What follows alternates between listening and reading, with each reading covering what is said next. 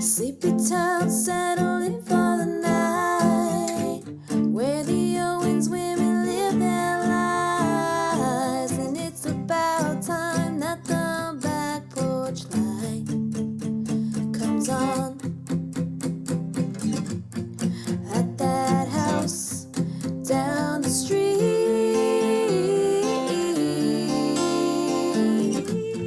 at that house on Magnolia Street.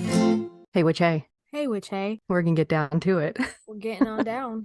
I'm Christina. Come on. Put a little more pep. I'm disassociating so hard. How are you? I'm okay. I am up in Pennsylvania. This is coming at you from a little closer to Justina. Can you feel me? Did you feel me getting closer? I could feel your aura. It's purple. Dude, the drive up, I was just I was so far out of my mind. Like, I played music the whole time and I was so far out of my mind that I thought I sounded so good singing Alone by Heart. You know? Wait. I thought Singing Alone by Heart or like Heart the band? the band. Oh, the you're song, singing to the song Alone by Heart. And you know how that is like a belt hit. You know, you have to go for it. Yeah. And I was like, God damn, I sound so good. Listen. I did not sound good for the record. I'm sure you sounded beautiful. But I'm all right. But I'm sure it felt good right. to just scream alone in the car, get all that It did feel really nice. Pent up emotions, get it all out. Right? Yes. Because we were taught to kind of be quiet about things and keep it in. And I was like, Fuck that. Don't fuck keep that. I'm gonna scream in this here truck. Scream that out. Did you listen to any emo music? No, I don't think so. I don't think any emo came on. No. Okay. I did a whole like Celine Dion medley Nice. and then realized it was her birthday. Oh, nice. Oh, that's how really about weird. I was watching her on YouTube last night. I was watching like some random concert from like, I guess the early 2000s. I don't know. It was just Dude, like bring it back around to Titanic. I know. It always comes know back what I mean? to that. It always comes back to that. I wasn't even meaning for it to. But that's really weird that you said her birthday is today. I think it was Or was it yesterday? Let me double check that. If it was yesterday, that's really weird because that just like, I didn't even like click on it. It was something that just like came up randomly after I was done watching something else. It came on by itself. It was yesterday. So that's really weird. Wow. Yeah. And I watched the whole entire concert. I didn't even shut it off. I was like, I ain't mad about it. I'll leave it on. So I watched her whole concert. Yeah. That's me. What's going on with you? Nothing much. Worked today. That's pretty much it. That's it. You look like very like airbrushed. You look very beautiful right now. Because remember I put that like softening thing on my Zoom, or was it on Google? Oh, I don't know. You look nice. Did the Zoom have the softening effect? I think so. Or am I thinking to of touch Google? up my appearance? Yeah, I think I have it on like soften. Yeah. Awesome. No, you look good. Thank you. I didn't There do any we go. foundation today, so it must be the filter. I did my eyebrows and I did my lashes, but I did not do any foundation. You look so much more clear on this computer than when I'm on my home computer. Really? Maybe that's it. Like I can see you really well. That's so weird. Yeah, it is weird. Strange. Things are happening. I was just gonna say strange things are happening. I was listening back to our tea episode because like I haven't listened to it since like we were like done editing it. And the beginning of it is pretty funny. Are we all over the place? No, we're just like, I was laughing at how we're like, I don't remember why we were saying, oh, we're just two bitches that spent $60 on snowball makes. We don't know what the hell we're doing. I just thought it was so funny. I was laughing at it, but yeah. That's crazy that this is 25 weeks. Dude, I know. Week nuts. 25. That's nuts. 2 more weeks and that'll be half a year. No. Whoa. What? Really? Isn't 27 half of 52? Shit. Whoa. Somewhere in that ballpark. Is Avi mathing in the background? Yeah, he's mathing for us. Thank you. you, podcast consultant. What did he say when we were like trying to pronounce something like last time? Right? Oh, yeah. Screaming it from the other room. We were like, thank you, podcast consultant. He's like the third party person that was like, hey, could you fact check that? Yeah, Let's get Avi to fact check that real quick. Yeah, if it's science or math, he could hear my brain breaking from the other room. So he's just like has to put out the fire before it just short circuits and then the whole podcast episode goes up in flames. Just crumbles. He said he smells smoke. We appreciate his assistance. Yeah, dude. Yeah, we're talking about something very near and dear to both of us, but you more so than myself, but kind of it's just like a godmother to all. A fairy god. What are we doing? We're talking about Stevie. Are we really gonna call the episode name Stevie McFudgin Nicks? No. Stevie motherfucking Nicks. Wait, what are we actually gonna call this episode? What do you want to call it? We could call it Gold Dust Woman. I love that. We could call it anything you'd like. Because all your notes, the header all say Stevie McFudgin Nicks. And I'm just like, are we gonna go with that? I kind of like it. It's like McLovin, Stevie McLovin, Stevie McLovin Nicks. I don't hate it. Yeah, we can go with that. But yeah, we're talking about Stevie Nicks. For those of you guys who doesn't know who Stevie Nicks is, I'm sorry. If you're listening to this podcast and you don't know who Stevie Nicks is, you're about to. Shame on you. You're about to, exactly. Yeah. What Gary says. You're about to. Yeah. So we're gonna talk about some Stevie Nicks today. Cool. Yeah. Do we have any business at the top of the hour? So. Or the foreseeable 4 hours? Jeez. Yeah, this episode is gonna be probably pretty long. We're gonna have to do some editing. We do have some people weighing in on the patron perspective over on the Discord about Stevie. Let me hear it. What do they got to say? So S. Swan says, my parents played a lot of Fleetwood Mac while I was growing up, but I think the first time I really was captivated by Stevie's voice was the crystal scene in Practical Magic. I was like 4 when the movie came out. Oh god, that makes me feel so old. I was like 15, 16. Sam says, I was 4 when the movie came out, and thanks to my older sisters, we had a VHS copy. I just remember being so mesmerized by her voice and thought that the song was amazing because she sounded so different. I was lucky enough to see Fleetwood Mac in concert. I'm so jealous. Gasp. Yeah, really.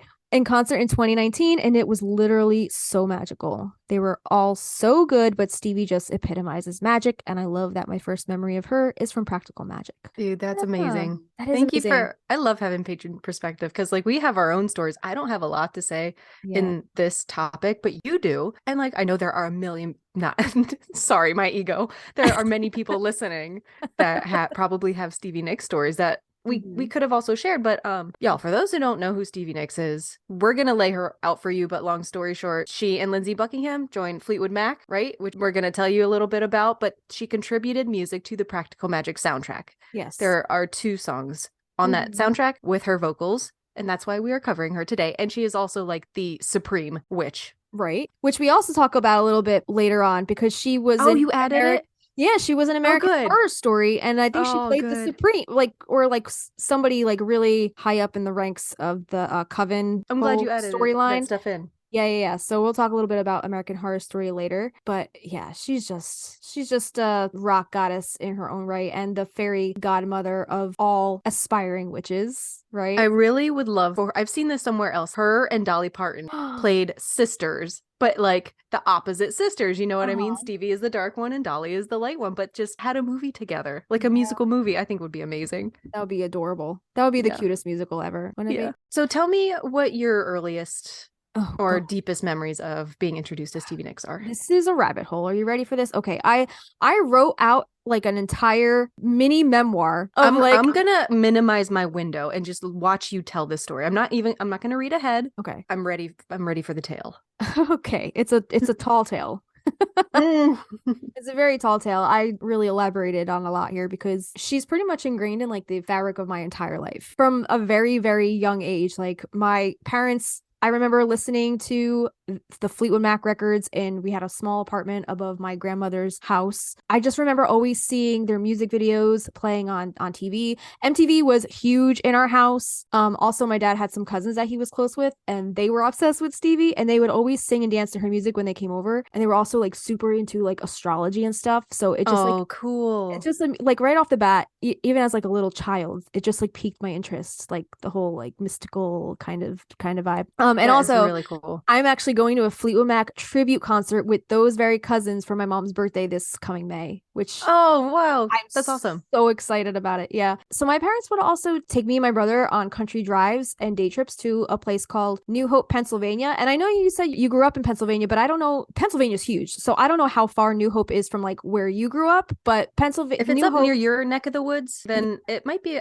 by about 2 hours, but I can look. Okay, yeah, because from me it's about an hour. So we would always take like day trips, you know, like a day drive or something there. It's a cute little town, got a lot of shops, super witchy, super cute, very artsy fartsy. So like my parents would just take us there. If it was the weather was beautiful, the weather was nice, that's where we were going. We're taking a drive there. For those visual like map people in your mind, New Hope is north of Philly, but it's about 2.5 hours from me, where I grew up. Right. Okay. Yeah. Yeah. So I think it's like west from where I am. Yes. Yeah, I think it's west. So yeah, so we would just go on day trips there, and I would just remember Fleetwood Mac would just be what was on the radio. That's what they would play on these drives, which was like weird because my dad was such a huge Beatles fan. I mean, he still is a huge Beatles fan, but for some reason, I don't ever remember the Beatles being played on those trips. It was always just Fleetwood Mac. Was it your mom's choice, do you think? Like he's like, when Maybe. we're in the car, you can pick what you want. Maybe. I don't know. They both like the same kind of music. Like my mom, I guess she was more into like Carly Simon, Debbie Gibson was like a huge one, Madonna. Your parents are adorable, by the way. Yeah. They're so cute. Huge music buffs. They love Mhm. their music. My dad especially. My mom too. She always jokes like she would like listen to Joan Jett when she was pregnant with me, and that's why she thinks I'm a wild child. The way you are. Yeah, exactly. In and out of rock bands, like, you know, doing the thing. But your dad gives like musician vibes too, though. He never played anything. he plays guitar, which I'll get into a little bit later. He taught me how to play. But That's sweet. He's very shy and very reserved, and he's very modest. So like The opposite of you. the complete opposite of Miss Diva over here. Yeah. So he would live, when I started my music career, he would live vicariously through me. He would take me to all the gigs. Like he was down to hang out at a bar till 2 a.m. Like, wow. He's ride or die. Like he's like, that's awesome. Mr. Music. Yeah. What's his first name? Can you share it? His name is Rosario, but everybody calls him Roy. Roy, ride or die Roy. He's ride or die Roy. Could we get some shirts? Ride or die Roy. Oh my god. Future merch, called it. Yeah. Yeah. So the Beatles, they were played a lot in the house too, but Fleetwood Mac was always New Hope road trips, Fleetwood Mac. And this would also come into play even more once I entered my early teens. So when I was in 8th grade and The Craft came out and I was exploring like my own magical path, I think my parents thought it was just a phase, and they weren't thrilled, as we talked about in previous episodes, that I was dabbling in realms of the esoteric. I think they also saw it as some sort of novelty. Because they're very Catholic. Well, when it's convenient for them, as I understand. You know, it's like that with most Catholics I know. So I guess my dad, he was trying to form like a better understanding of my newfound witchy interests. So he just naturally saw this connection with music, as he usually does. So as a child listening to Fleetwood Mac and STEVIE Nicks, I didn't know about a lot of the backstory and the mythology within the band. Because like you're little, you listen to a band, you like the songs, you think they're catchy, like you just become obsessed with these songs that, you know. Yeah, but what are they really saying? Exactly. And what is mbop doop really about? Exactly. So like, you know, I would grow up listening to all these Fleetwood Mac and STEVIE Nicks songs, but like I never took the time to know the backstory and what everything was about. So it was around this time that my dad gave me some records and some CDs, and he sat me down and he had, quote, the talk. And I'm not talking about the birds and the bees. He sat me down to tell me that STEVIE Nicks was a witch. Yeah. And I think in that moment, as my eyes lit up, I think he knew that he had just become like the cool dad and scored major brownie points with me while my mom was still trying to get me to stop dancing so I could make my goddamn confirmation. Yeah. So he introduced me to her witchier tracks like Rhiannon and Sisters of the Moon and Gold Dust Woman. And after he just made my entire world, my entire life pretty much from that point on centered and revolved around STEVIE Nicks and witchcraft, and thinking that she was like this like witch goddess. And yeah, she became my muse, just like she did for, do you remember the character Misty Day? Did you watch the American Horror Story? I did. Yes. I pretty much became Misty Day, and I would just like twirl and just dance to her music. Oh. Yeah. So she just became my muse, as she did for all the rest of us, right? So many other budding witchy music lovers around the world. She's all of our muse at this point. Yeah. So my dad played guitar, and he was also super into music. So he would put on Fleetwood Mac albums and just jam on he had a Fender Stratocaster. He's a huge Eric Clapton fan too. So Eric Clapton, I think, has the black one. My dad had one in the cream color. Yeah, that's classy. Yeah. So he would always just jam and play like Fleetwood Mac songs on his Fender Strat with the amps turned up to 11 on a school night. On a school night. And your parents are slick. And I would just twirl in my 90s flare jeans and whatever blanket or scarf I could find that would emulate Stevie's enchanting costumes that, you know, she would wear on stage. And I was just enamored with her. So we would continue to take our day trips to New Hope. And that was when I realized that New Hope actually has like a whole, like, at the time, I think they have a few witchy shops now, but like at the time there was like a string of like witchy shops. Oh, wow. Yeah. So I would spend my like allowance money or any birthday or Christmas money I had. I would spend that money on new magical books on like herbs, amulets, charms, and anything on Wicca or paganism I could find. And I would buy like bags of incense, candles, loose herbs, crystals, everything at these shops. And on all of these trips, Fleetwood Mac and Stevie Nicks continue to be the soundtrack for like my personal journey down the pagan path on the car Oh my rides there, goodness. on the car rides back, and Oh. blasting in my room everywhere and in between those trips. So definitely her music, Fleetwood Mac's music holds a witchy place in my heart, just because my teenage years is just like, you know, finding myself and my journey. And it's also like that was like a connected time between you and your parents. Like, and I don't know if your whole family, but like, you know, that time together in the car. Mm-hmm. I don't think it's a short, you said it's like an hour, but that's About like a special, yeah. It's a long drive for a day trip. nostalgic time. Yeah. Uh-huh. Yeah, that's a beautiful connection. Yeah. So I loved taking those trips. I loved getting like a full hour of just listening to those songs, their music. But I was also just like really taken with the love story and all the drama within the band. Like the drama. It's so much drama. Scandalous. Yeah. It's so scandalous. I think like everyone in that band at some point has probably like had a relationship or slept with each other or something like that, right? Yeah. But I remember watching the dance concert in like the 90s. It was like on VH1. I remember it was like the summer of 98 and it would just be on repeat. You know how VH1 and MTV would just like play reruns of like certain concerts or certain like documentaries or shows?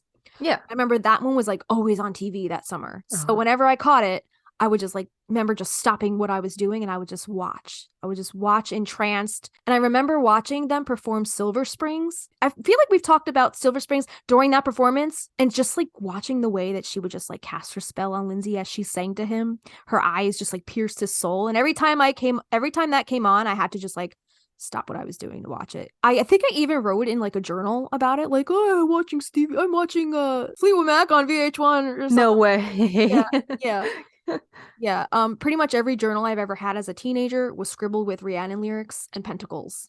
Like that was all over my journals back then. I think I have some journal entries. Maybe I'll post them up on the Patreon or shut up of just like please. Rhiannon, like scribbles of like Rhiannon and just like pentacles and just witchy stuff like in my teenage journals. Yeah, please do. I still have those somewhere. So if I find anything, I'll post them on the up on the Patreon. Okay. My brother and I also actually, me and him and like I think my neighbor or my matron of honor, Marianne, we grew up together. She lived across the street. And in the summertime, we would steal my parents' camcorder and just make these stupid comedy skits. We were obsessed with SNL. So we thought it would be hysterical because we were obsessed with Fleetwood Mac at the time to do a skit about Stevie Nicks and Lindsey Buckingham. We pretended to be these stoned hippies and we sang and we danced to Don't Stop.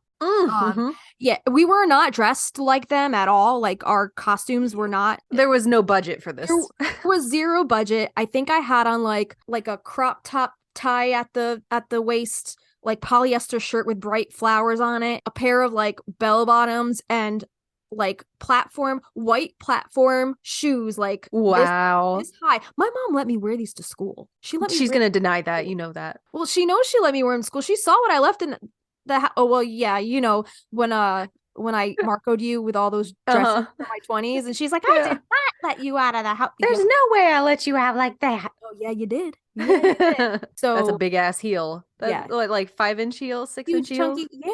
Huge chunky heels. I'm pretty sure I kicked some kid's ass in those heels because he was talking shit. I don't condone violence. I was an angry. Allegedly.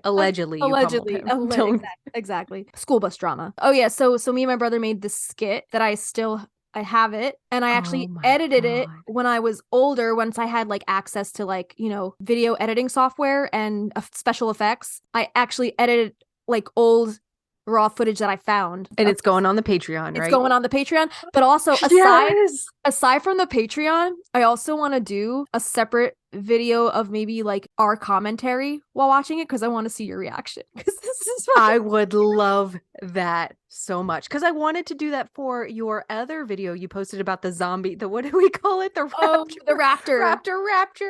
Rapture. Yeah. What episode was that? Dude, I love all the.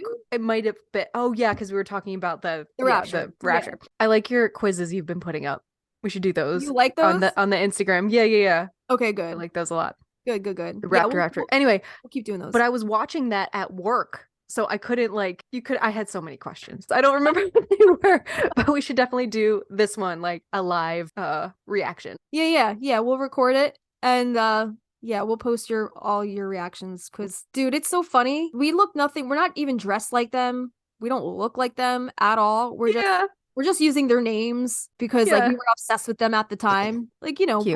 when you're like, I don't even know how old I was. I might have been 12 or 13, maybe 14 at the time. At that age, you want to be anybody else but yourself. Yeah. You know? Yeah. Especially a pop rock and roll superstar. 100%. Yeah. Yeah. I was That just sounds so fun though. I was completely obsessed with her. But anyway, yeah, we'll have to do that. We'll have to do that for the Patreon. Oh my God, I can't wait. But yeah, I still have that. I want to share that with you guys. So if you're $8 patron, that's just a nice little gem to look back on every now and then. It makes me laugh. I can't wait to see it. We were so don't give anything away. No, I won't. That's all I'll say about it. But yeah, it's hysterical. But then when I was a sophomore or junior in high school, Stevie had a couple, as we all know, she has those songs on the Practical Magic soundtrack. And I remember seeing that movie for the first time.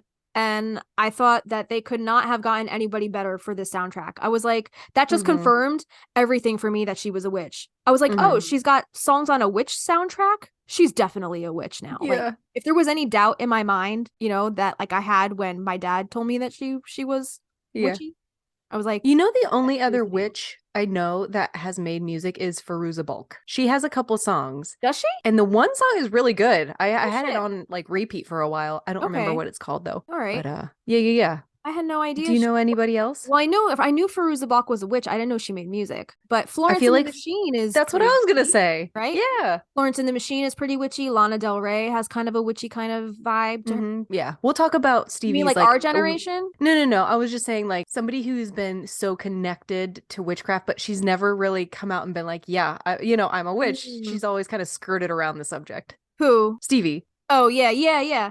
She's always skirted around the subject and said it was just like a novelty or just like it's just her stage persona, but she's a fucking witch. She's a fucking witch. I'm sorry. We love you, Stevie. We love you, Stevie. And I want to do a duet with her so bad. She just canceled all her California concerts. No. What happened? Why? I don't know. I didn't look into it. Those tickets, dude, we were looking at tickets like expensive, right? Like 5 or 6 years ago in Arizona, which was far from where we were, and nosebleed seats were like $500.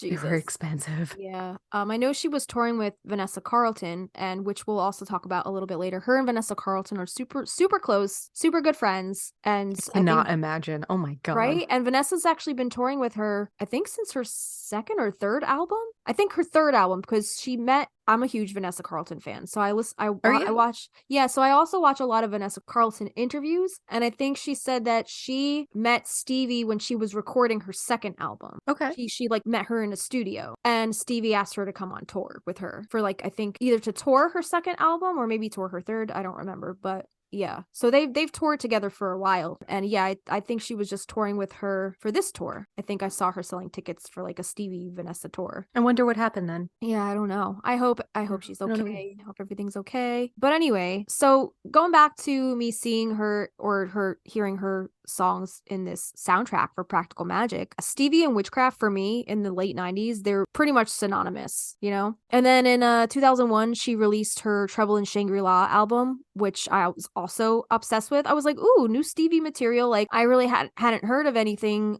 since Practical Magic, anything that was just her without Fleetwood Mac. And then I remember seeing her music for Every Day, where she's just like sitting at this like long table of some kind of feast. Do you remember that music video? You're gonna have to like paint me a picture of all these things. Yeah. Because I don't. Yeah, I'm of a different time. Right. I mean, I remember it being like on VH1, and I don't know if it was on TRL because she was a little bit older then, and TRL was like all like the young pop stuff coming out. So I think it probably was like just like on VH1 all the time. But yeah, that music. Can you sing a little really blip of how Every Day goes? Every day I see you. Every day I something. See you. You know that song? I think so. Coraline hates when I sing. She's like, shut the fuck up. Shut up, mom. But I just remember it being like this like magical garden party, and the music video was just beautiful, and I was just super obsessed with it. And I actually remember suffering my very first heartbreak. I remember watching that music video like it was probably like 2 o'clock in the morning. I had school the next day and just crying and like dreading having to go to school the next day to see that douchebag. Fuck that But guy. yeah, but fuck that guy. Anyway, little did I know, less than a year later, I would get my very own guitar, and my dad would teach me Landslide among many other songs. Once I was smooth enough with my chord transitions, he tried teaching me how to do some finger picking. And this was one of the songs that I practiced that technique on. I still don't think I'm very good at finger picking. It's hard. It's hard to finger pick and sing at the same time. But that was one of the songs that I practiced on. And then as I got more into wanting to write my own music and poetry, Stevie was at the forefront of like the women in rock music that like I really aspired to be like. And then her like massive books. Like we're gonna talk a little bit about that 24 karat like documentary thing later on. I think I don't know if you added any more, but like just seeing her sitting down and always writing. She's always writing her poetry, you know, and then that turns into song. It's amazing. Yeah. I remember also she was doing an interview about that In Your Dreams album she did with Dave Stewart of the Eurythmics. He produced that whole album. And isn't that the 24 karat gold album? No, it's a different album. You're correct. It is the In Your Dreams album I was thinking of, where they're basically recording like at her home. Yep. With that beautiful staircase. That's the one I'm thinking of that she's writing. So we're gonna talk about this a lot more later on, but I just wanted to say, because you said she would write books and books and she had all these books of poetry that she would just turn into songs. I remember watching an interview she was doing for the In Your Dreams album, because she, you know, Dave Stewart produced that album, and she would talk a lot about how she has never written in a room with somebody else before, and she has never just like showed her poetry to other people for them to, you know, I guess critique. Yeah, the writing process for her, she said, is very private. But for that album, she went with this new approach that Dave wanted to try. I like that album. Yeah. And she gave him she gave him like books of her poetry, like full, I guess, journals or whatever. And she was like, I didn't think he was going to read them. I didn't think he was even going to read them. Like, you know, like people are like, oh yeah, we'll collab. She didn't think he was going to actually take her up on it. And then he was like, I need to do something with these. Is that still available to watch somewhere? No, it's not. Isn't can you buy it? You can on eBay for $50. Oh no. Yeah. But you know what? No. I actually might just, it's rare. It's like rare now. You can't find it anywhere. It is very like a very comforting like film. I watched it like 4 or 5 times just because like the filming of it and her personal space. Yeah. And like you can see her gardens and her pool and just them at like nighttime and like the ambient lighting around them playing. And then I think at one point it's just she's filming it. She's like walking down with her phone or something, and she's filming the violinist like sitting in her foyer playing. Oh, it's giving me goosebumps thinking about it. It was a very hands-on album. There's a whole interview she did, like an interview panel, which I think we'll talk about a little later on. I included some of it in the notes later on. That's a great interview, by the way. She's sitting down at some film festival talking about the entire process of that making of that album. Oh, cool. She was saying how like you could either rent a studio for $2,000 a day, or you can either rent or buy a house, and you don't have to set up, break down. Like you can record at all hours. Leave it. Night. You can just be in the space where you're comfortable and just do whatever you want. Create the album however you want to create it. And she also said Dave Stewart had daughters that he would have to go home. He had other responsibilities, so he would go home when the recording day was done, and her background singers would work on vocals all night. They had the space to do it, so they would just work on the vocals all night. And then the next day they would be ready to go for him when Dave came back to record. So, oh my God, my mind. Right? Let me take you on this little tiny journey really quick. Okay. Real quick. All right. Podcast. Yeah. Funding the creation of the Practical Magic House. Us recording our songs in that house as the studio. Holy shit. That would be Wouldn't a full circle moment. That would be a full circle moment if that ever freaking happened. Yeah, really. Okay. I'm gonna let you go talk now. I'm gonna let you finish. Beyonce had one of the greatest albums of all times. Yeah. I'm gonna let you finish. But anyway, going back to Stevie and her background singers, you know, working on stuff all hours of the night, I actually just came across a Harry Styles interview on TikTok, I think. And I don't know what this interview was from. It's like a 30-second clip or something. But he was saying how him and Stevie Nicks are apparently pretty close. Besties? Yeah, something like that. He lets Stevie preview some of his new album, and I think he like went over to her house or something, and like he's like Stevie Nicks and her friends are witches because he was like, I was starting to get tired around like 2 o'clock in the morning, and they're in their prime, they're getting ready to go, they're like up all Damn. yeah. So Stevie, if we ever collaborated, I would have no problem. I would have no problem keeping up with you, girl, because I am also a creature of the night. So just saying, if you ever wanted to collaborate with me, she's a Gemini, by the way. good to go. Oh, she's my sister's sign. Her birthday is the day after mine. Oh shit. I was that close. Oh shit. Stevie. Yeah. Funny. So all right, maybe a collab will happen one day. That would be so it sure cool. will. Yeah, so as I got more into wanting to write my own music and poetry, I just like looked to her music and to her, you know, style and how she did things as kind of like a framework for like how I kind of wanted to work. And then around 2012, my grandma Joan, who I think I've talked about on this podcast, Grandma Joan, she passed away. And then I found Stevie's In Your Dream album, which was already a couple years old at that point. I didn't get to that album right as it came out. Okay. Like it kind of took me a couple years to find it. It was just like one of those albums that kind of like helped me through that dark time because like I was really close with my grandma, and she was in North Carolina for a lot of my adult life, but she like as kids, like she pretty much raised me and my brother while my mom worked. Like we would just like be at her house all day in the summertime, and she lived not too far from my other grandma's house, who we lived with my dad's mom. So we were between grandparents' houses when my parents had to work when we were really little. So when she moved away to North Carolina after my grandfather died, I was like, you know, it was really sad that like I didn't get to see her as much. You're breaking my heart right now. Yeah, I know, because I know what you're going through right now. So it's good. sad. It's sad, like seeing like the people that raised you as kids, like you think they're gonna like live forever, like they're immortal. They feel immortal, right? We can dedicate this episode to Grandma Joan and Grandpa Joe. How about that? All everybody's grandparents. If you've lost a grandparent, this is dedicated to all the grandparents out there that you've lost. So that In Your Dreams album, like really, it helped me through that time, and it inspired me to take my own trips to beautiful gardens and to just like sit in nature and talk with spirit and write my own poetry. So Stevie was that was 2012, I said. So yeah, so she was kind of the one who had a hand in leading me back to my path after abandoning it for so long. As I guess like a teenager, early 20s, I was approaching my 30s at this point, coming back to it, and Stevie kind of like led me back to it with that album. I was just so enamored with that album. I just thought it was so beautiful. And that was the time that the documentary came out, and just watching her process. And it was just such a magical process to watch as a songwriter and as a musician. Like I just wanted to be in that studio with her, like next to her, and watching her process, it kind of reminded me of how like I worked with my husband in the studio, because like, you know, me and my husband were in a band together for a while, and we have written songs together. We'd been in the studio together around that time, and I just remember one scene, Stevie was like arguing with somebody, like, no, that's not how you originally played it. No, that's not how you originally played it. And they were trying to tell her that I remember that video. I remember that one. Yeah, and they're trying to tell her that that's not what she heard. She's going crazy. And then and she gets up and she's like, this is how you did it. Then you did. She like uses her foot, and then she was like, you took 2 beats and you did this.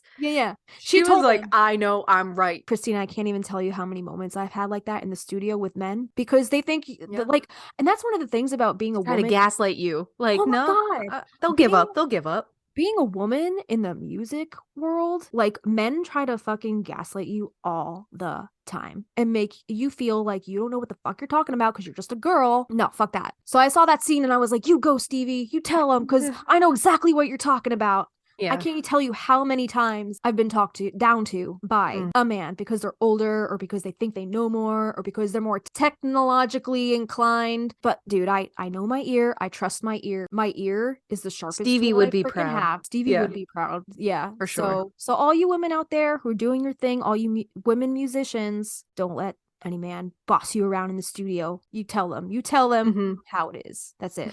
But yeah, so she was just like, I just look up to her in every aspect of my music life. It's just, I owe it to her.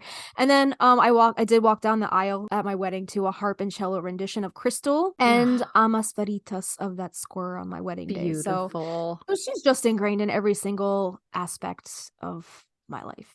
from being really, That is really so little as a beautiful. child up to my wedding, up till now. Totally. Yeah. So I'm sorry that was a really long-winded memoir. Don't you apologize. This is our show, girl. You take the time you want to explain, because it is very central to your creative journey. Yeah. And that led you here to Yeah. writing songs inspired by the songs Yeah. and the visuals that she included in Practical Magic. And I think that's wonderful. And if I can tell you any dream I have for this project, it's that, that All Hallows Eve song that we wrote. Yes. I want her to want to like I love that song. Collaborate with us on that so bad, because I think that's just like it would come full circle, like because remember we were trying to like write that song All Hallows Eve, Yes. and we were like, we I kind of do. want it to sound like Amas Veritas, but we don't want to rip it off, but we kind of want the same like sway and cadence and kind of like Yes. feel to it. And I just wrote has that. it. I wrote that. I want to with that cry in right now. mind. Yeah, I wrote that with that in mind. So it would be so cool to like have her jump on that. If that ever came to fruition, I think that would be so freaking cool. That would just make my dreams come true. Fingers crossed, baby. Yeah, it's a beautiful song. I can't wait to share it with everybody. There's so many more songs Oh, God, that we there's have so in store many. for you. Yeah. Do we want to throw a clip of All Hallows Eve in here? Let's throw in All Hallows Eve. So yeah, here's a little snippet of the song All Hallows Eve that we wrote, and we want Stevie, if you're listening, we would love to have you on the song with us. A girl can dream. It's all Hallows Eve, our heads pointed and we're ready to leave. And I know all Hallows Eve will show you a trick. Now you're in for a treat. You thought I lied to you when I told you that we jump off our roof. What a sight to see. If you ever did believe you'd fall in love with a witch on this magical All Hallows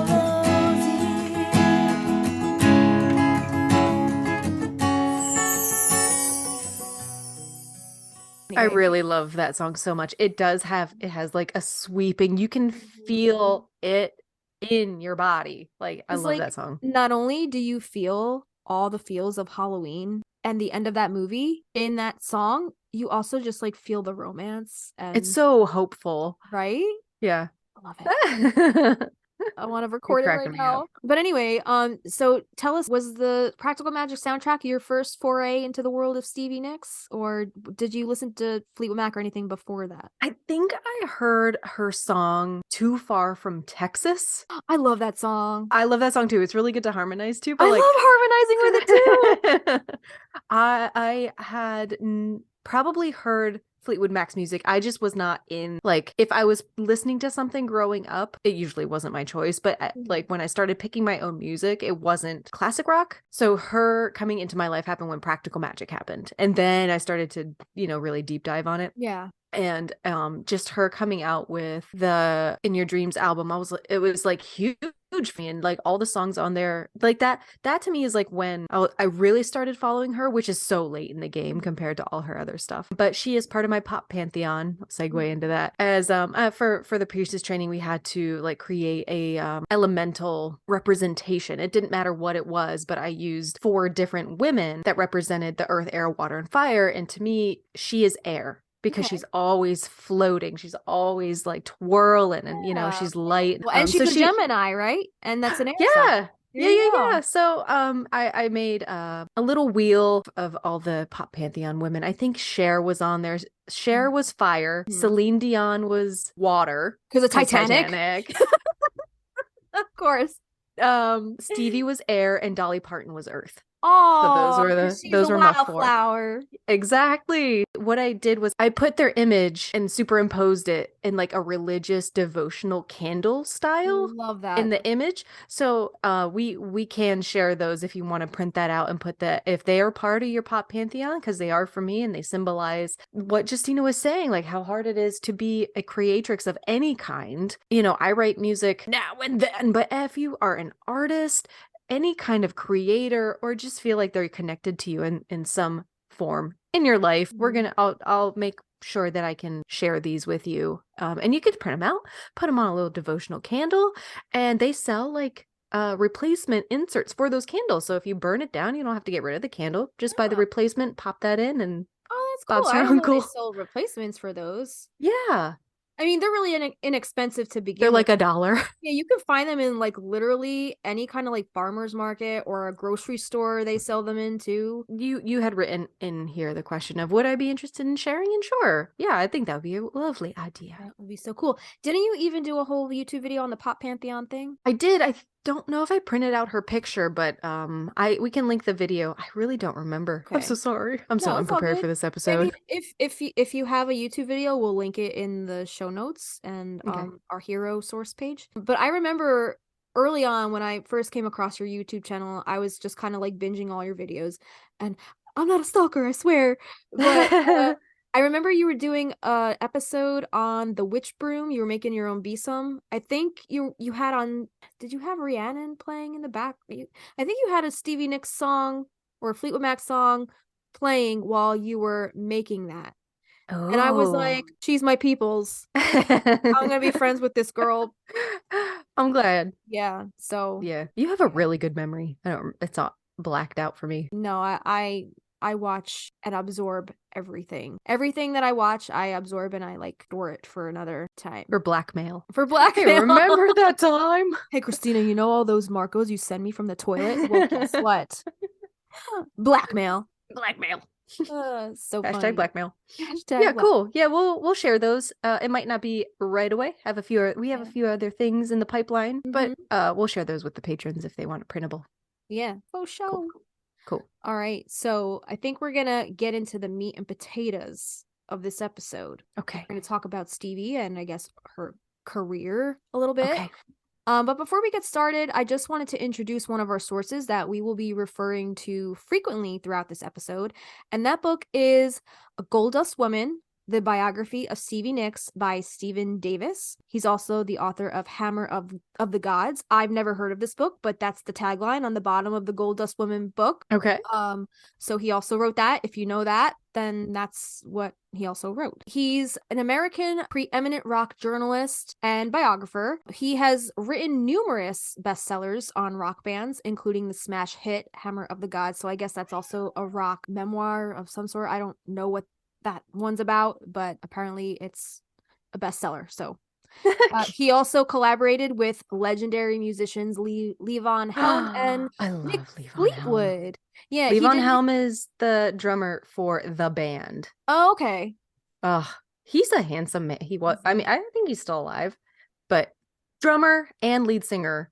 Oh, he's so cute. What was the lead singer's name? Was it like Robbie Robinson or something like Robinson. that. Yeah. Yeah, I do remember him like being pretty attractive. And I'm like, who's that? At least out of the group. He's a snack. Like he's a snack. He's a snack. Leave home. So this Stephen Davis guy, he also did Mick Fleetwood's biography. I think he helped Mick Fleetwood. I think Mick Fleetwood did an autobiography, which means he wrote the biography. And then I think Stephen Davis was just like, he helped him write it. Okay. But this book is just a biography. So he wrote this about Stevie. She had no hand in writing this. So who is Stephen Davis? Who is Stephen Davis and why did he feel authorized to write this biography and tell Stevie's story, right? Like, why wouldn't she just write this herself? So on page 645 of the book, he includes an excerpt of his author's notes and sources. And he says, Fleetwood Mac kept Stevie Nicks away from interviewers for 5 years after she joined the band. Mick Fleetwood was the group's spokesman and he wanted it to stay that way. When reporters from the entertainment press did get rare access to Stevie in those days, her interviews tended to be spacey and inarticulate. She was infamously allowed to appear intoxicated and deranged in a notorious Boston TV interview in 1979, and this contributed to a generalized image of her as an airhead.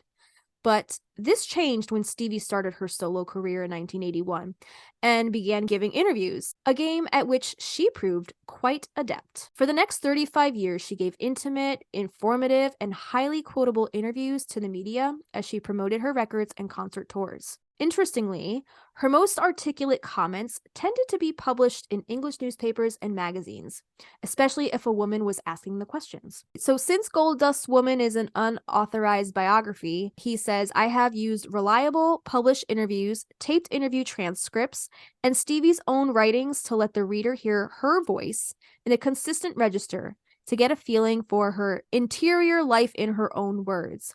I have tried to avoid this suppositional language that some biographers deploy, such as she must have felt or she might have wondered. If the text ascribes a thought or emotion to Stevie, the source is something that she has reliably said, told, or written. He goes on to say, Mick Fleetwood brought me into the Fleetwood Mac orbit in 1987 when we began to work together on his memoir Fleetwood, My Life and Adventures in Fleetwood Mac. At that time, I conducted interviews with band members, associates, family members, and many others.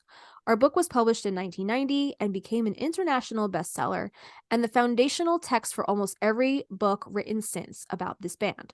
Mick also asked me to write the booklet notes for albums such as Fleetwood Mac's Greatest Hits and Live at the BBC.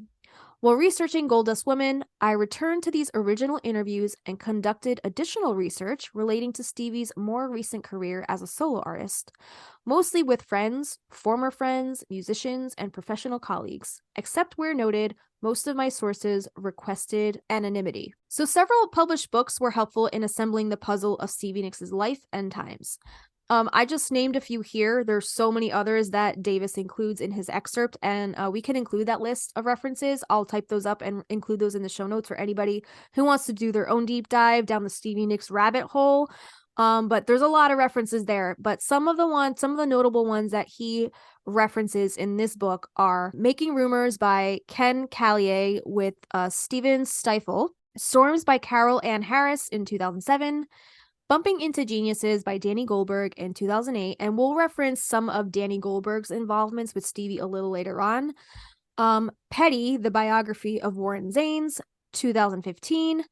The White Goddess by Robert Graves. This is indispensable regarding Stevie Nicks' own source material and her place in the Welsh bardic tradition. So those are just a few of the references that Stephen Davis has included. But again, we'll post more of those in the show notes because there's a whole list of them. So a big question you may have is that all of these unauthorized biographies have been written about Stevie. Why has she never written her own story and released it to the world? And will she ever? She kind of answers this in an interview panel at the Hamptons International Film Festival, and the entire interview on this panel is on YouTube. We will link it below. It's a great interview, and that's where I learned most of the stuff about. This is where she was talking mostly about the In Your Dreams making of that album.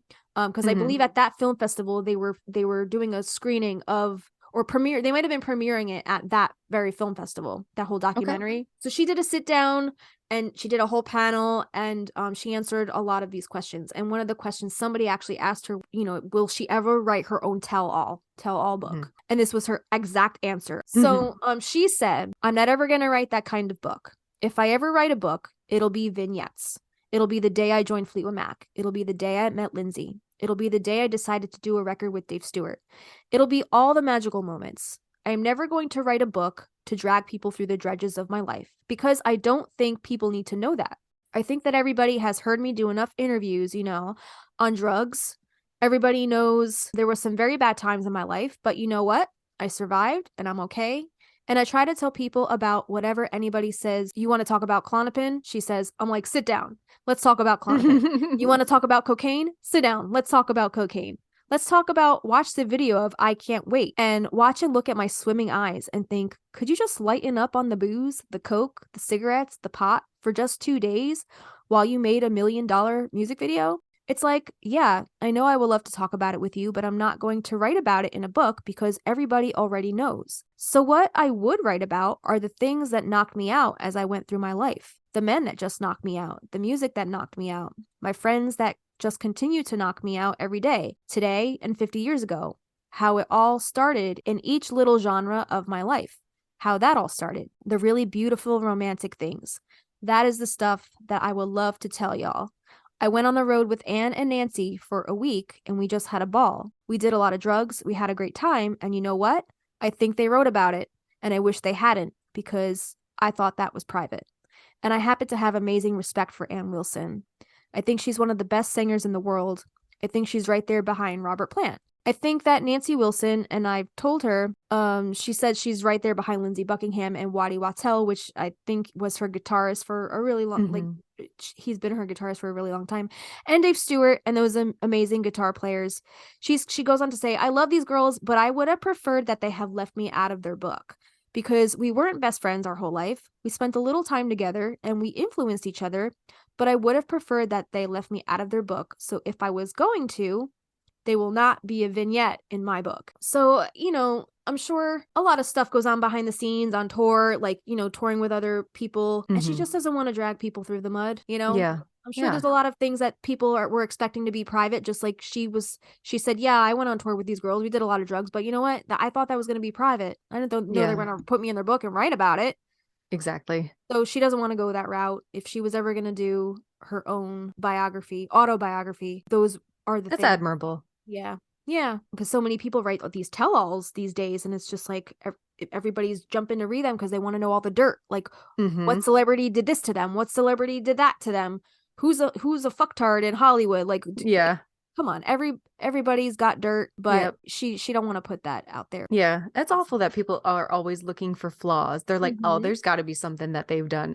Everybody's got skeletons, but not everybody has the chance, like a lot of these celebrities and rock stars do, to write biographies. And that's awful that she wasn't consulted, or at least like, hey, just to let you know, I'm considering like she telling the media giving a about warning. this situation. Yeah, exactly.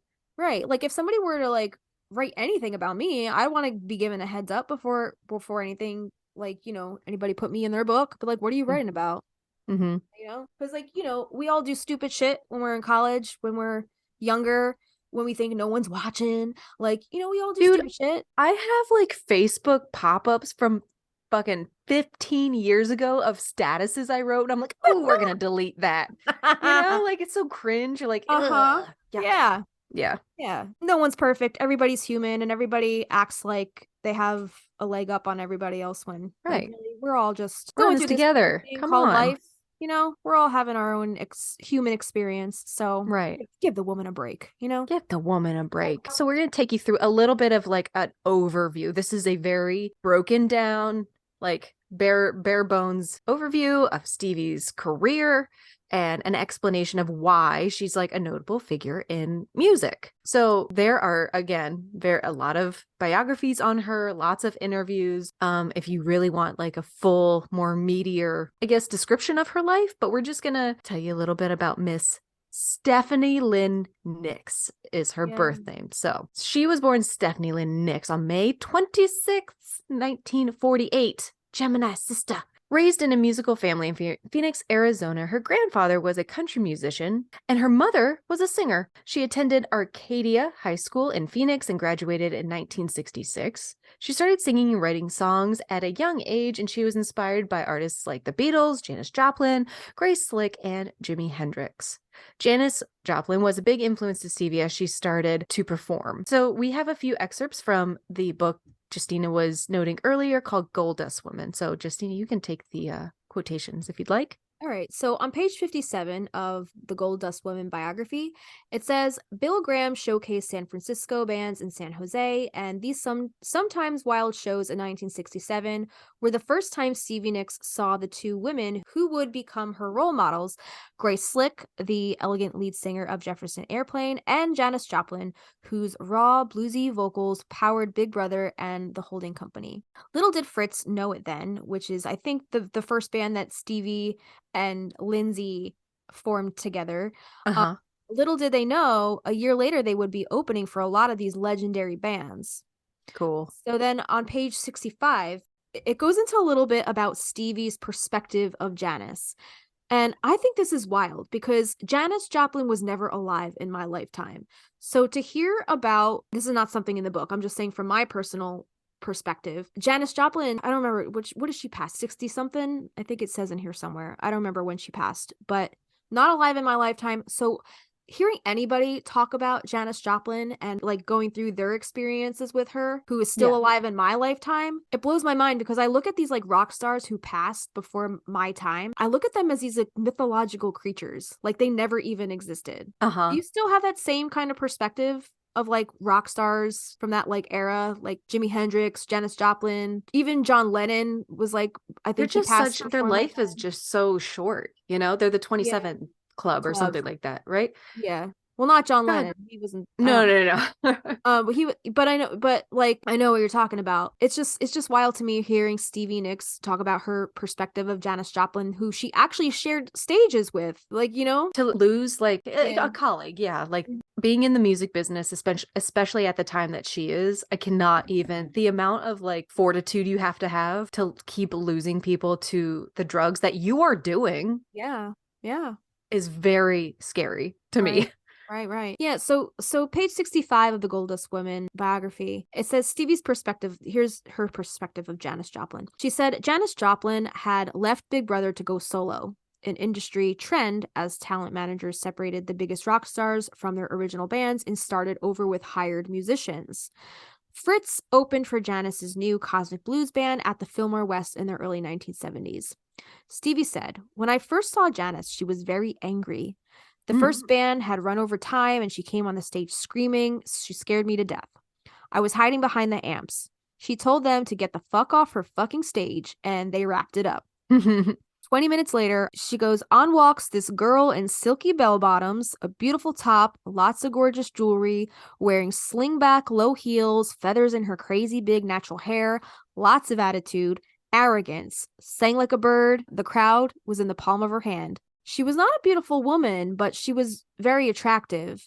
I was very taken with her, and less taken with the hard-living singer were the guys in Fritz who hung out with her and her band in the dressing room. Janis was swigging from a bottle of Southern Comfort, chain smoking, cussing everyone out in her Texas drawl. They thought she was coarse, vulgar, and not someone you'd want to be in a band with. So, yeah, that was their perspective of Janis. Janis. She didn't Chandler Bing. Bing. Bang. Yeah, so Janis Joplin, although had so much stage charisma and so much attitude, she didn't seem like someone you'd want to fuck with. Like she'd put you in your place, you know? You know, I got that same. They did a Edith Piaf. Edith Piaf. She does La Vie en Rose, the French singer, and they did with actors her based by her life, and she was like the same way. Like there was no positive anything that like came out of working with her, basically. Oh God, okay. Yeah. Right. Yeah, it was very sad. I was just gonna say, like, I feel like a lot of women in the music business get that rap because, like, if you're assertive and you know what you want, you're a fucking bitch. But if a guy Cher gets that too. Cher gets it all the time. If a guy does that shit, then he's a boss. What's that about? You know? So fuck that. Fuck that. That's all I gotta say. Okay. So this continues kind of like, I guess, how Stevie was influenced by all these other rock and roll gods and goddesses. On page 67, in the summer of 1970, Fritz opened some of Bill Graham's rock concerts at the Santa Clara County Fairgrounds. These drew big crowds and big acts.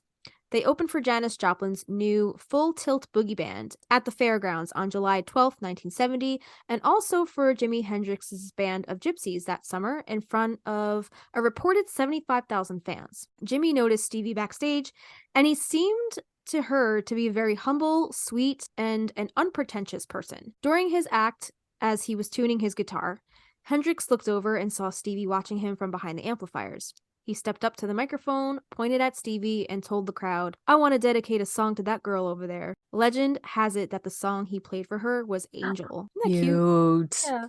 How sweet.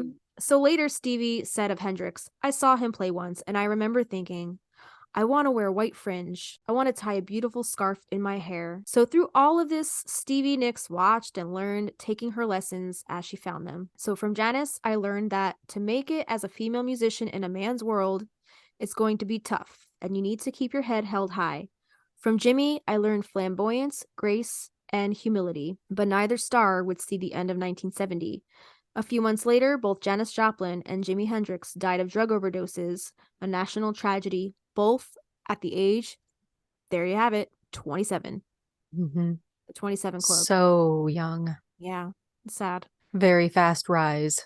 Yeah, man. And very fast fall. Yeah, did I ever tell you I went to like a seance in Salem? It was called, the name of the seance was the 27 Club.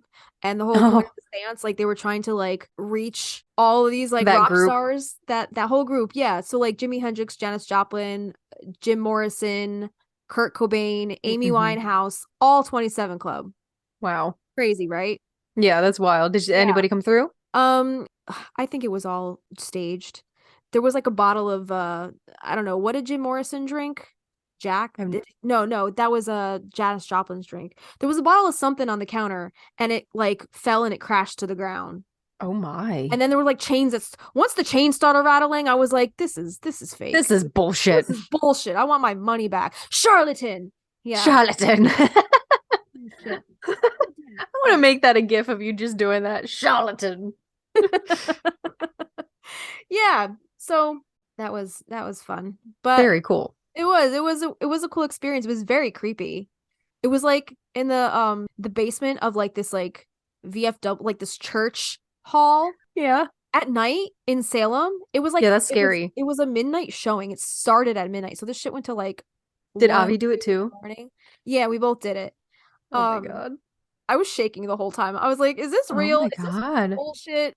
And it Dude, was like, even like take out the Salem and take out the seance part. Being in like a church basement at night is scary creepy. as it is. Yeah. So creepy. So creepy. Yeah. And I remember there was like, it was a very small, intimate group. It was very limited seating space. So like we bought our tickets as soon as we saw this shit go up My for sale. God. Please don't make me do anything like that. Oh no, we are. Oh my God. We are. We're gonna do it. We're gonna do it. Okay. I haven't seen anything like that since we did that. We didn't find anything like that this past time, but if we find anything like that, we're gonna fucking do it. Oh my God. All right. It was fun. It was fun. It was, it could have been fake. It could have been staged, but it was an experience nonetheless. Good. And I will never forget that bottle of Jack or whatever the fuck falling off the thing and a glass breaking. Was there anything in the bottle? No, I don't think so. I think it was empty. Okay. Like if there is something in that bottle and they're like knocking it over every time, that's a lot of fucking cleanup to like stage something like that. So of course it's going to be empty. You know what I mean? Here's the thing. I think this was just like a one-time deal. I didn't see it. Oh, weird. I didn't see it advertised any other night. I think it was just like I don't know if I would write that off. So, I mean, maybe the chains, but like the bottle is interesting. Yeah, it was very strange. Okay. The whole thing was very strange. It seemed like a fever dream. Like, like you walk past some kind of attraction and then you get out of the attraction and you're not sure it was even real or if it even really happened. Like it seemed like that. It's like our podcast. Exactly. It seemed just like very off the cuff, like just strange. The whole thing was strange. Okay. But I'll never forget it. That's awesome, dude. I can't wait for Salem. Oh. Yeah. Tell us a little more. There's more here from this book. All right. So on page 69, it says Stevie liked to shop at ultra hip San Francisco boutique called the Velvet Underground, where Janis Joplin, is that where the band got its name? I feel like the store might have gotten it from the band. But Stevie was shopping there in the 70s. Oh, okay. Yeah, then maybe. That's a newer band. So maybe they got their name from where all the old rock stars used to shop. Isn't that, it might have been, I thought the Velvet Underground was like in 80s.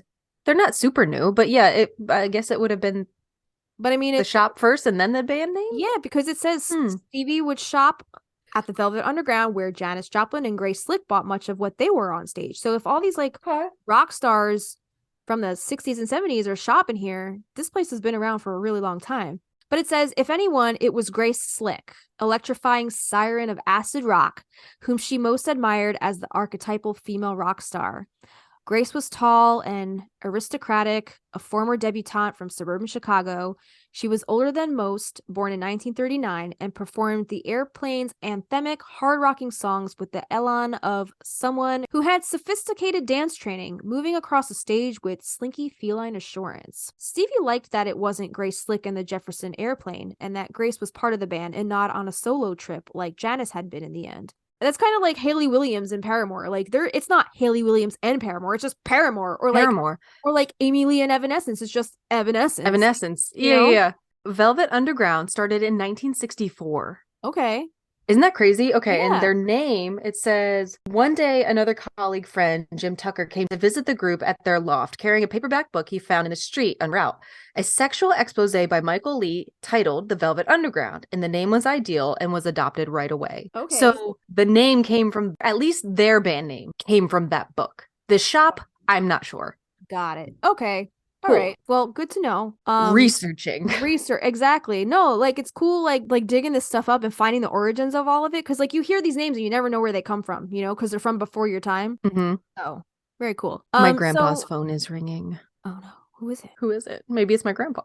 It's too soon to joke like It's that. Jim I Moore. don't know. It's Janis Joplin. Oh my gosh, she's like, stop talking about me. Yeah. I Yeah. hope there's not any bottles of Jack hanging around and they're not gonna go crash into the ground, are they? So creepy. Jim Beam. That's all I got.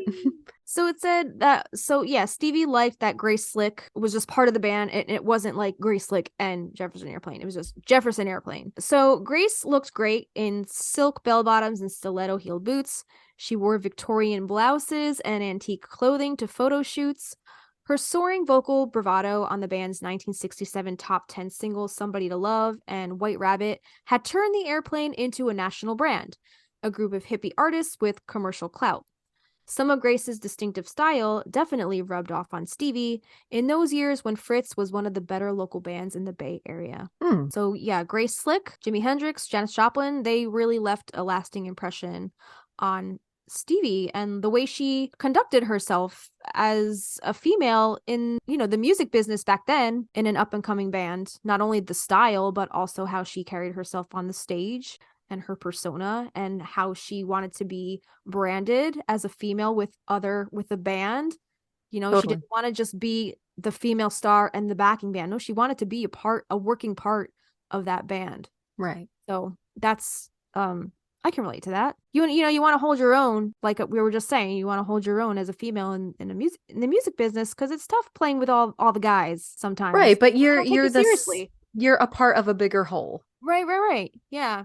And you don't always get taken seriously, and it sucks, but I guess comes with the territory of being a chick in rock music. So now we're going to talk about some quotes from Stevie in regards to starting out in music as a child. So some of the quotes from Stevie in regards to starting out in music as a child, they say, I used to be one of those little girls who, I could stay mad for days if you did something. I'd pout.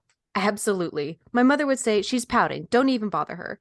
So this is from radiotroprock.com. Stevie goes on to say, my mom said that I started singing when I was very young. They always had music going for me because I seemed to have such a love for it. Even as a baby in a crib, I wanted music. My dad's father was a country and western singer, so he brought music into my life as soon as I was able to understand music at all. I was singing duets with my grandfather when I was 4. My grandfather rode the railway trains across the country and played in different places. He played harmonica, fiddle, and guitar. He wasn't a great musician, but he was a really good songwriter. I'm kind of the same way. I consider myself a good songwriter, but I'm not a very good musician. She says in the it's called Musicians in Tune by Jenny Boyd in 1992. In 1996, in an article, Songs in the Rough by Stephen Bishop, she says, see, my granddad was a country and western singer and a pool player. He really supported himself playing pool, and he looked at himself as a serious singer. I started singing with him when I was about 4. The song we sang was Are You Mine by Red Sovine. In 1981, on an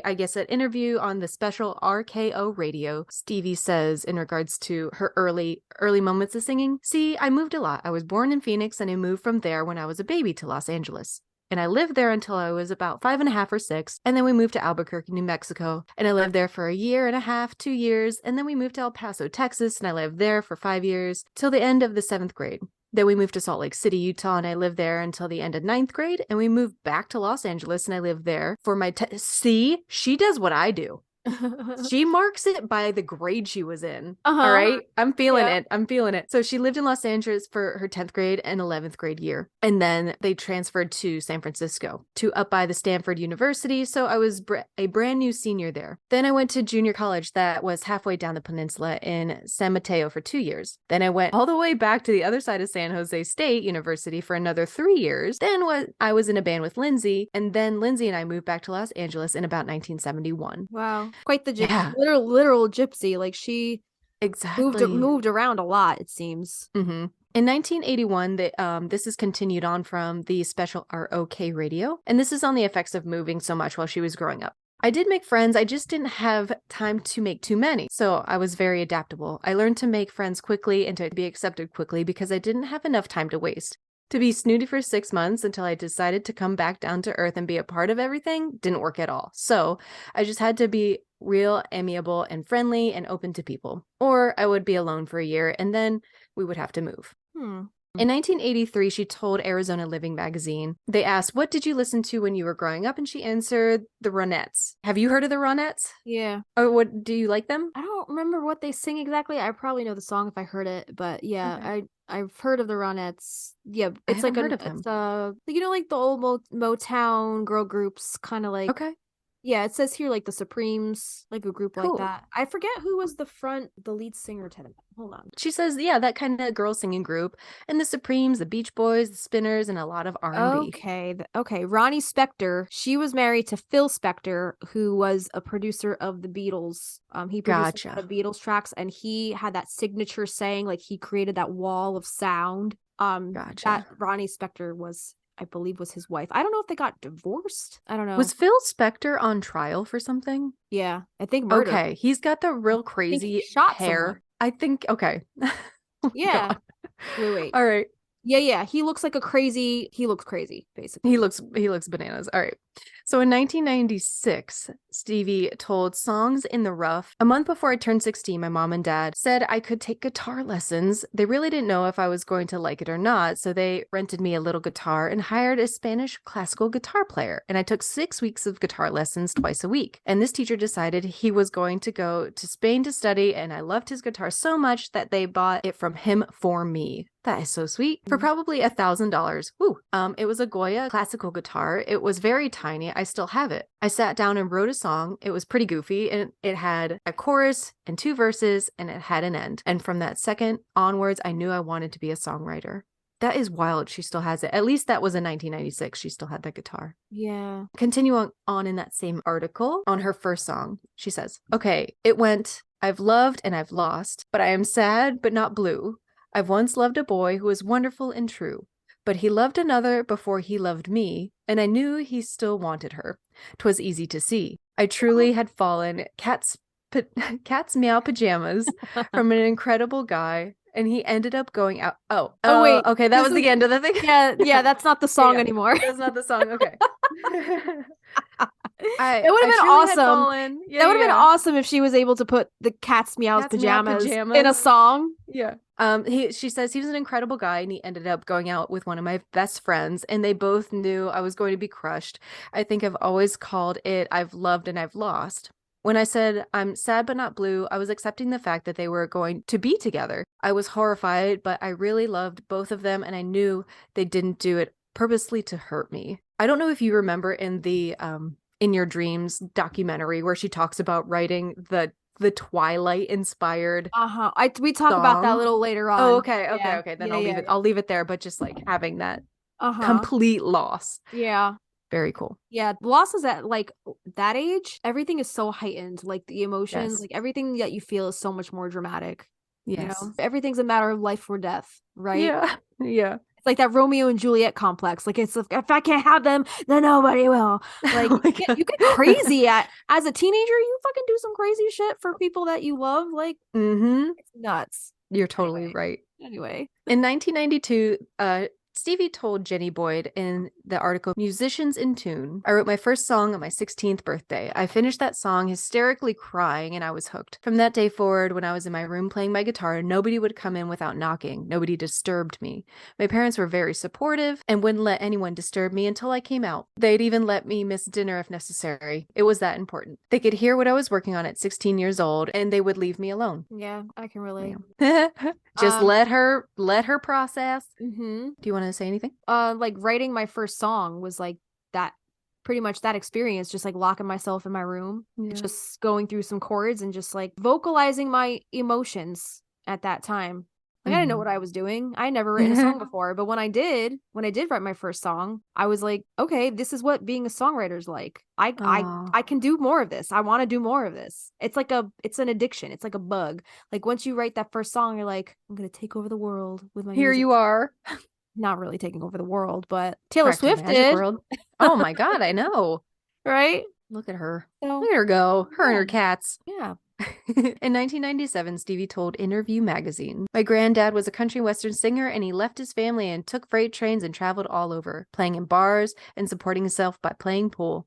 So my mom and dad thought, well, there she goes. She's going to walk down the same road as her grandfather. And luckily, I became a bit more successful than he was." That's so, what's the word? Like a vagabond, just like taking freight trains, just like Yeah. hitchhiking across the country, just catching the next train. That's, Yeah. I always love Illegal that. now. Oh, it's totally illegal. Yeah.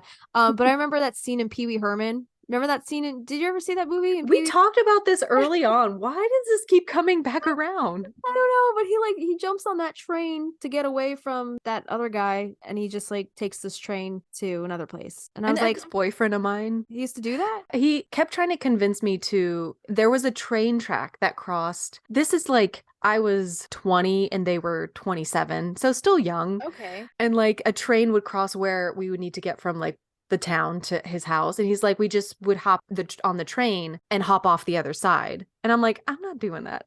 Bro, I am not doing that. You know, he didn't want to wait for the train to pass. Oh He my wanted God. to cut through the train. Like, Are you nuts? absolutely not. My mom would kill me. This guy also worked with my mom. Your mom So wouldn't that's how I kill met you him. because you would already be dead if I'd you be did dead. that. What the Yeah. fuck is wrong with it? Yeah. Well, I'm glad you dodged that bullet. I'm glad you got out of that one. I dodged that train. Dodged that train and that guy. Fuck that guy. Fuck that guy. Fuck So that guy.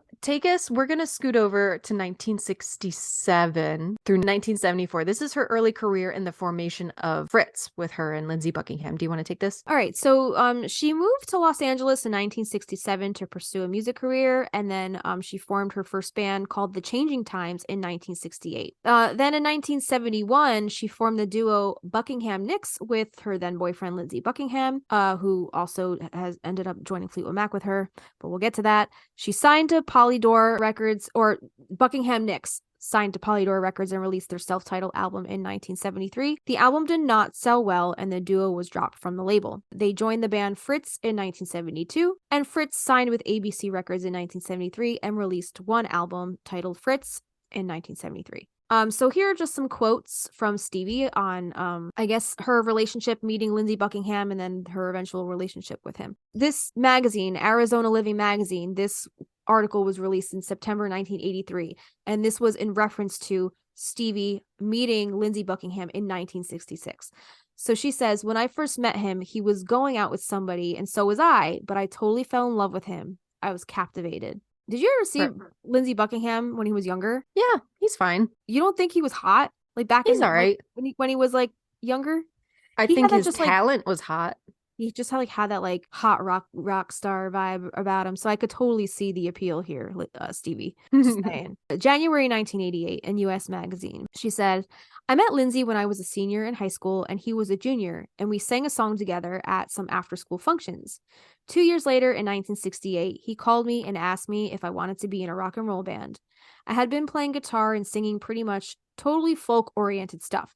So I joined the band, and within a couple of weeks, we were opening for really big shows. Jefferson Airplane, Janis Joplin, and all of a sudden, I was in rock and roll." Could you imagine just being like thrown into that Roman. tornado? Like, No. what? That's awesome. In August of 1994, she was in the Island Ear, and she said, "Our relationship started when I was 20. I joined his rock and roll band called Fritz. I was in that band for 3.5 years. Lindsey and I didn't write any songs for the band, which was a drag. But what we did get was 3.5 years of preparation for Fleetwood Mac, because we opened for Jimi Hendrix, Janis Joplin, CCR, and Chicago. We played the Fillmore, Winterland, the Avalon, simply everywhere. I was the center front stage singer in the band." In Interview magazine in 1997, she said, "I never in a million years expected stardom to happen to me. I took typing and shorthand. I went to 5 years of college and I quit and almost got into humongous trouble from my parents for that. I moved to Los Angeles with Lindsey Buckingham, which was totally unacceptable to my entire family. Not only was I living with somebody, but I quit school. What are you going to do? Be in the circus for the rest of your life? Bam interview in August of 1997. She says, no, actually, we both moved down here to LA from San Francisco. I met Lindsay in high school near Cupertino. We played in a band there from 1968 to 1972. That's when Lindsay and I packed up and moved down here. When we were in a band up there, we opened up for all these really big bands. We played up and down the peninsula to Monterey and came down through the other side of San Francisco and all the way to Sacramento. Every Friday and Saturday, we opened almost every big rock show that came through the area. Even though I only lived up there for my senior year in high school, that's where I feel like I'm from because that's where all the music happened.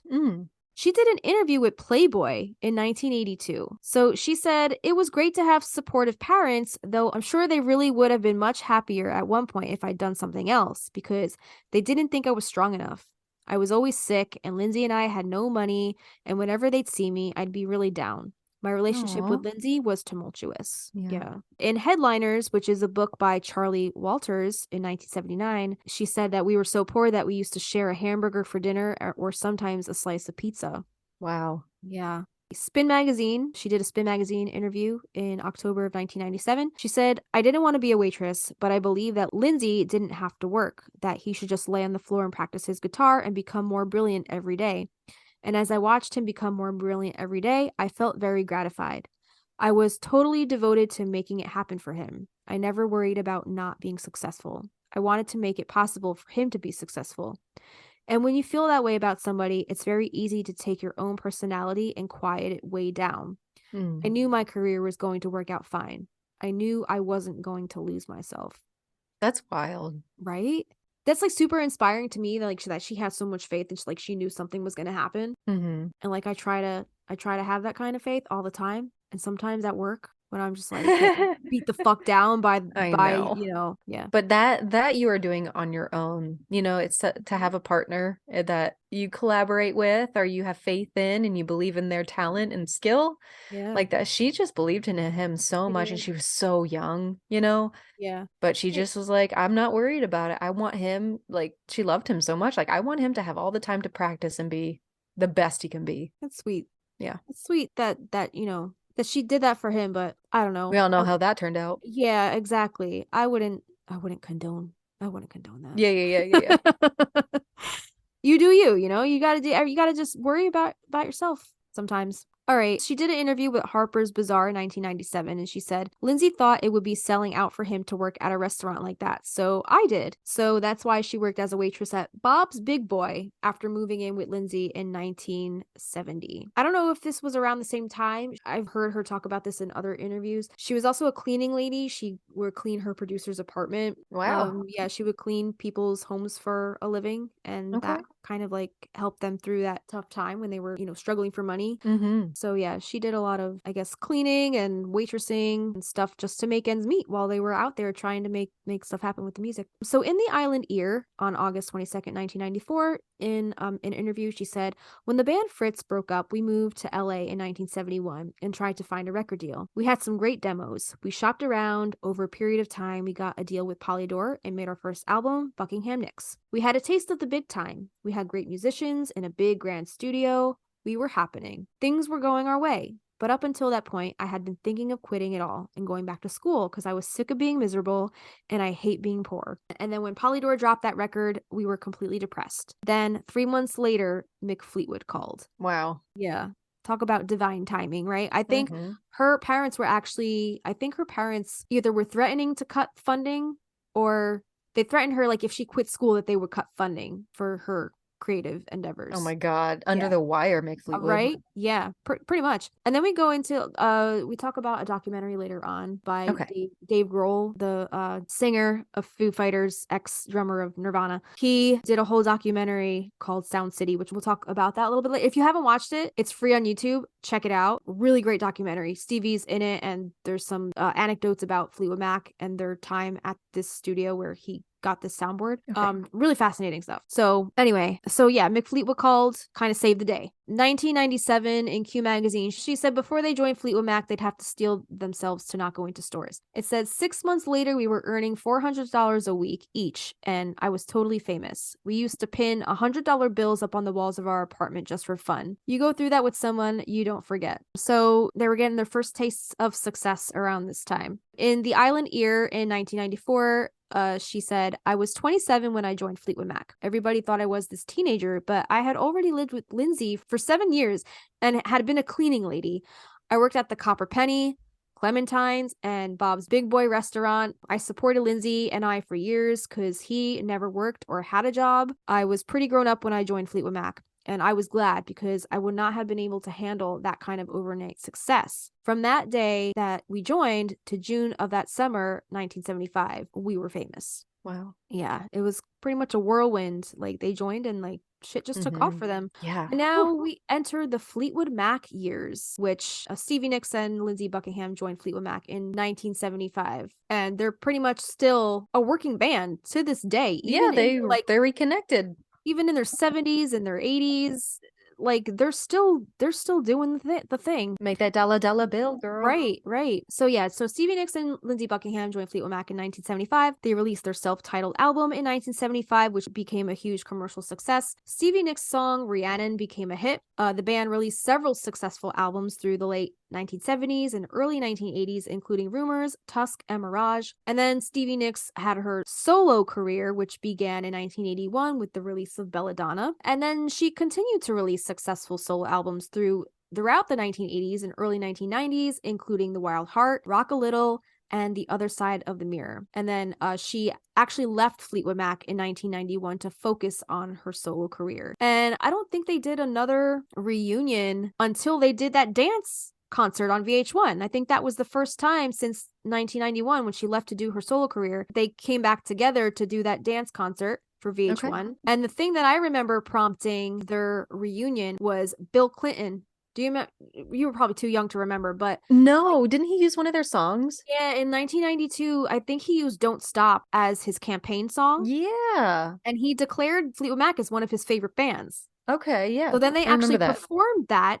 They performed the song at his inauguration. Oh my God. Yeah. So they actually reunited maybe a year after Stevie had left to pursue her solo career, came back to perform that for the president's inauguration. And then by, I think, 1997, I think, was the year of the dance concert. And then they reunited for that.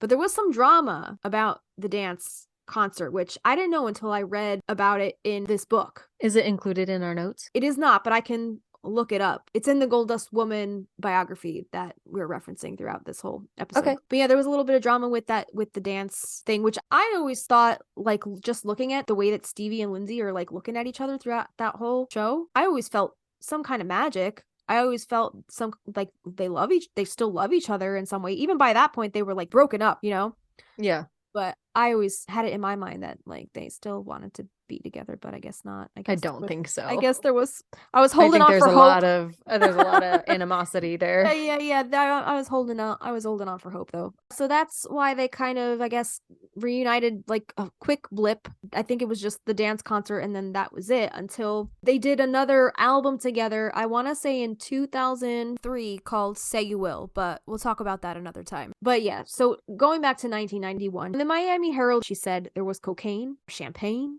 a lot of it. It just dropped into everybody's lap at the same time. And everybody I knew, people had no money, people who had money, everybody did coke. It was a pretty unfortunate universal thing. On page 221, this was from Musicians in Tune by Jenny Boyd. I guess this is a book. This is from 1992. Stevie says, in the beginning, stimulants made you brave. You're scared to walk on stage in front of a bunch of people. Last night, performing at a club in front of only 200 people, my knees were knocking together. I was holding onto the microphone and my hand was shaking because I was so nervous. The old days, to get away from that, you have a drink or whatever anybody else does, and you get brave, and so you don't have to experience that terrible fear. I get terrible stage fright where I'm very, very nervous. But the second I'm on stage, I'm not nervous anymore. Stage fright is probably why in the old days people did start doing drugs and stuff because they were simply afraid. Then that becomes a habit. Then you think you absolutely can't do without it. That sucks. All right. So then in the Stevie Nicks Experience by James Servin, I guess this is an online blog or something. 1995. Stevie, pre-Betty Ford, 1985. She says, so I went to Betty Ford. I realized that cocaine allowed me to do more than it was necessary for me to do. The important things I had to do got done anyway, and all that extra time allowed me to do a bunch of stuff not that well. You know, like you get crazy and say, well, I'm just gonna write 3 songs tonight. I'm going to sit at my typewriter and I'm going to sit at my typewriter and I'm going to write 10 pages of my future book. And then I'm going to go through my closets and I'm going to pick out all the things that I want to take with me on my next trip. I'm going to do it all by tomorrow. And you don't have to do that. What I learned at Betty Ford is that it isn't necessary to go nonstop, 7 days a week, even though everybody will always tell you that. It's crazy. Is that you? What?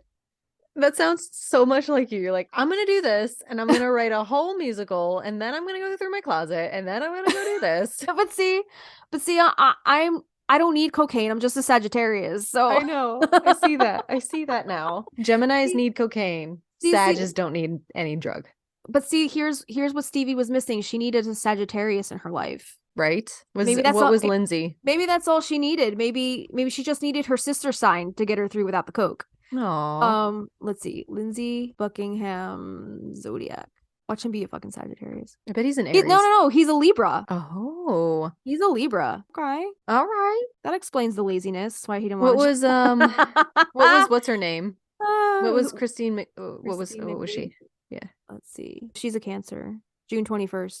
All right. Cut all that out of me just saying zodiacs, please. Keep going, please. Anyway, so yeah, Lindsay Buckingham, he had no fire for her, so that's why she had to go on coke benders so she could get shit done.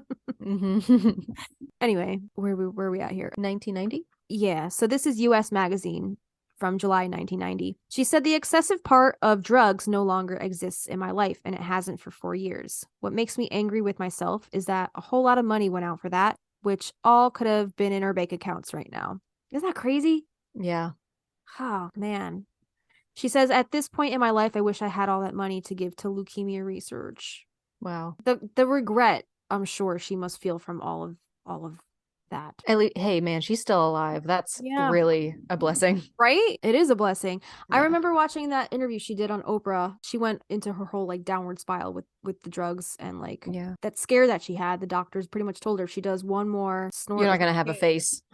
She had a hole up in her nose. That's what goes into this next little article. Oh, okay. So in February of 1998, she did an interview with The Guardian. And then here it is. She says, here, give me your pen. So she does a sketch of like 2 little noses. And she goes, that's the hole in Chris's nose. And that's the hole in my nose. The first is a tiny dot. The other one is the size of a 10 pence piece. She said, you could put a big gold ring through my septum. It affects my eyes, my sinuses. It was a lot of fun for a long time because we didn't know it was bad, but eventually it gets hold of you and all you can think about is where your next line is coming from. In US Today, October 1991, she says, it was like being swept up on a white horse by a prince. There was no way of getting off the white horse, and I didn't want to. It took over my life in a big way. Literally white horse. Yeah. And then in 1992, Musicians in Tune by Jenny Boyd, pages 221 through 222, she says, I think a lot of us realize we're lucky to be alive. The ones of us who did make it pretty much cherish the fact that we are alive. You have to learn if you can't depend on yourself without chemicals, you might as well stop doing it and go do something else because it isn't worth dying for. But it is difficult and probably always will be difficult to accept this whole life in a different way. Because for so long, it was lived under the dream child world of different kinds of drugs. Yeah. Here's a pretty big excerpt from the Hartford Courant from September 14th, 1997. She says, if there's money and high-powered people around, it's pretty easy to do drugs, she says. It wasn't just the tenor of the times. It was just everybody did cocaine. Everybody. Nobody ever told us how dangerous it was. If somebody ever sat me down and really told me the repercussions of doing too much cocaine over 10 years, I know I would have been more careful, but nobody ever did. I absolutely remember people saying, it's recreational, it's not addictive, it's excessive, it's the rich man's drug. It's something you do once in a while and have a good time. Nobody ever said anything about that it could remove your brain from your head. It was okay, and then of course, it wasn't okay. but it was too late. Yes, the drugs were bad and they got everybody sick and made a lot of problems. However, there's the tragic artist drug syndrome that sometimes makes for great art. So would I go back and change any of it? No, I wouldn't. I think it all happened for a reason. I'm alive today and I'm fine and I'm in fairly good health, so I got through it. I wouldn't go back and change anything. I'm not disappointed with it and I'm not sorry about it. It is the way it was and I'm okay now. If I was dead now, we wouldn't be doing this interview and I would say maybe I wish it had changed, but I got through it, so I was lucky. She goes on to say, I would never lecture anybody because I don't think that's the way to get to people. It certainly wasn't the way to get to me. I decided to go to Betty Ford. Nobody came and threw me in a van and took me. That was my decision. I booked the room, I paid for it. So I really think when it comes down to that stuff, it's really all up to you. Yeah. Which is like, it's unfortunate for so many that don't come to that realization and then they just go deeper down that path. You know, it makes me really, it hurts my heart that some people can't get a grasp on that. Like the addiction it's a disease. Like some people just can't get a grasp on it. And if you have people around you, like, well, she says, which is true, like you have to be the one to want to make that change for yourself. Nobody else can make you. But it does help to have people around you not enabling you and who want the best thing for you, you know, some kind of intervention or anything like that to just try to get you on the right path. I don't know. I guess some people need to hit rock bottom before they can, you know, emerge from that kind of grip that a substance like that can have on you. Yes. Some people unfortunately never make it out, but for the ones that do, sure, it's really hard to get to that point. I was looking for if we want to include like a hotline, like if you think you need help, include this, but I can't find a phone number. In the time I was letting you Cusco's poison while I looked, but I can't find one. You asshole. I love you. You just kept letting me like sound like I know what I'm talking about. You do. Yeah, guys, if you feel like this resonates with you and you need any help at all, we have a phone number for you for drug and alcohol, American Addiction Center Hotline. It's 1-800-662-HELP. 1-800-662-HELP. If you think you would like any help in this matter, please consult your doctors as well. Is the Betty Ford clinic, is that still happening? Is that still a thing? It is. Go to the Betty Ford 283 clinic? North Broadway, New York. It's in New York? It is in New York. Yeah, I always thought it was out in California. I feel like all the rehabs are out in California these days. And they have multiple locations. Yeah. There's one in Delaware, Miami, Illinois, Colorado, California. Oh, she probably went to the Betty Ford in there's one up in the Bay Area, looks like. Okay. Yeah. All right. Wow. So Stevie had, you know, her bout with addiction. I'm glad that she realized that it was more worth it to put all of her life force into creating more and not into going down that dark path. And I know it's not so easy for everybody to just like come to that realization and switch gears, but glad she was able to get out of it so she can give us all the many years after that she did of all the amazing music that she's given us. Yeah. So now we're going to hop on over to her solo career, which started in 1981 when she released her debut solo album, Belladonna. I love that album, by the way. It's great. My mom gave me that album on vinyl. I have that album on vinyl. One of the original, like my mom awesome. Bought it in the 70s. I have a 1970s copy of, it's not like a new press no, that shit's like OG. Like that's I have awesome. a 1970s vinyl of Belladonna. Like I'm never getting rid of it. You should share a picture of it if you have it.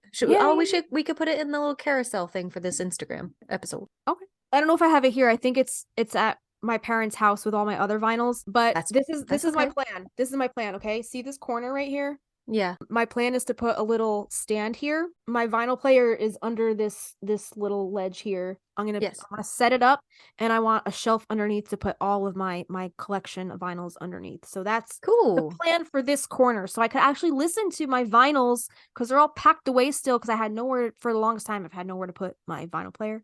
Yeah. So that's the plan. Awesome. But anyway, so the album Belladonna was a commercial and critical success, featuring hits like Edge of 17 and Leather and Lace, which we know is that duet she did with Don Henley of the Eagles. Did you ever see, I didn't know this existed, I just found this yesterday, like during my research. You know who did a duet of Leather and Lace? Who? Dave Grohl and Will Ferrell. Cute. And like the whole time Dave Grohl is like trying to be all serious. he's a rock star. He's got his shit down. He memorized his Yeah. parts. Will Ferrell forgets like half of the fucking verse, and the whole time he's looking at Dave and he's just like making up words like Yeah. I don't know what the fuck he's singing. That's fun. It's so That's funny. cute. Let's It's so link fun. it. It is cute. It's so funny. We'll post that video in the show notes because it's the funniest cover of that song I've ever seen. Then Stevie collaborated with Tom Petty and the Heartbreakers in 1981 on Stop Dragging My Heart Around, which became a top 10 hit. And then she continued to release successful albums throughout the 1980s and 1990s, including The Wild Heart and Street Angel in 1994. And then she released her Enchanted box set of all her solo work in 1998. And then, as we briefed on before, she rejoined Fleetwood Mac for a reunion tour in 1997. And I think that's when they did the dance concert on VH1. She released Trouble in Shangri-La in 2001. I remember going to, I think it was Sam Goody. And I remember buying that CD at a Sam Goody, I think in Queens, New York. I was like with my friend Kristen. She worked on all the cruise ships. Her dad had a place in Queens, and we stayed at his place for like, I don't know, a weekend in like the summer of 2001. And we went shopping. We like went into like, I guess like the city area, and we went to like some stores and stuff. I remember we went to like a Bath and Body Works, got some what was that popular spray? Sweet Pea or whatever that popular one was that all the girls were wearing. Oh, Sweet Remember? Pea. Yes. And then we went into a Sam Goody and I bought the Trouble in Shangri-La album that weekend. And we listened to the shit out of it. It played all weekend long. I love that album. It just reminds me of, I guess, when I started writing music. Like, it just reminded me of that time. She's the only woman to be inducted into the Rock and Roll Hall of Fame twice. Once as a member of Fleetwood Mac in 1998, and then once again as a solo artist in 2019. And she continues to tour and release new music, including In Your Dreams, the album she released in 2011. And that was produced by Dave Stewart of the Eurythmics. And then she did the 24 Karat Gold album Songs from the Vault in 2014. So she's done a lot of solo work on top of all the Fleetwood Mac stuff that she's done, on top of all the collaborations that she's done, which we'll talk a little bit more about later on too. She's done tons of collabs as well. Nicks's influence on music is wide-ranging, from her distinctive voice and songwriting style to her fashion sense, right? She's often cited as an inspiration by young artists, including Haim and Lana Del Rey. Her songs have been covered by countless musicians and featured in TV shows and movies.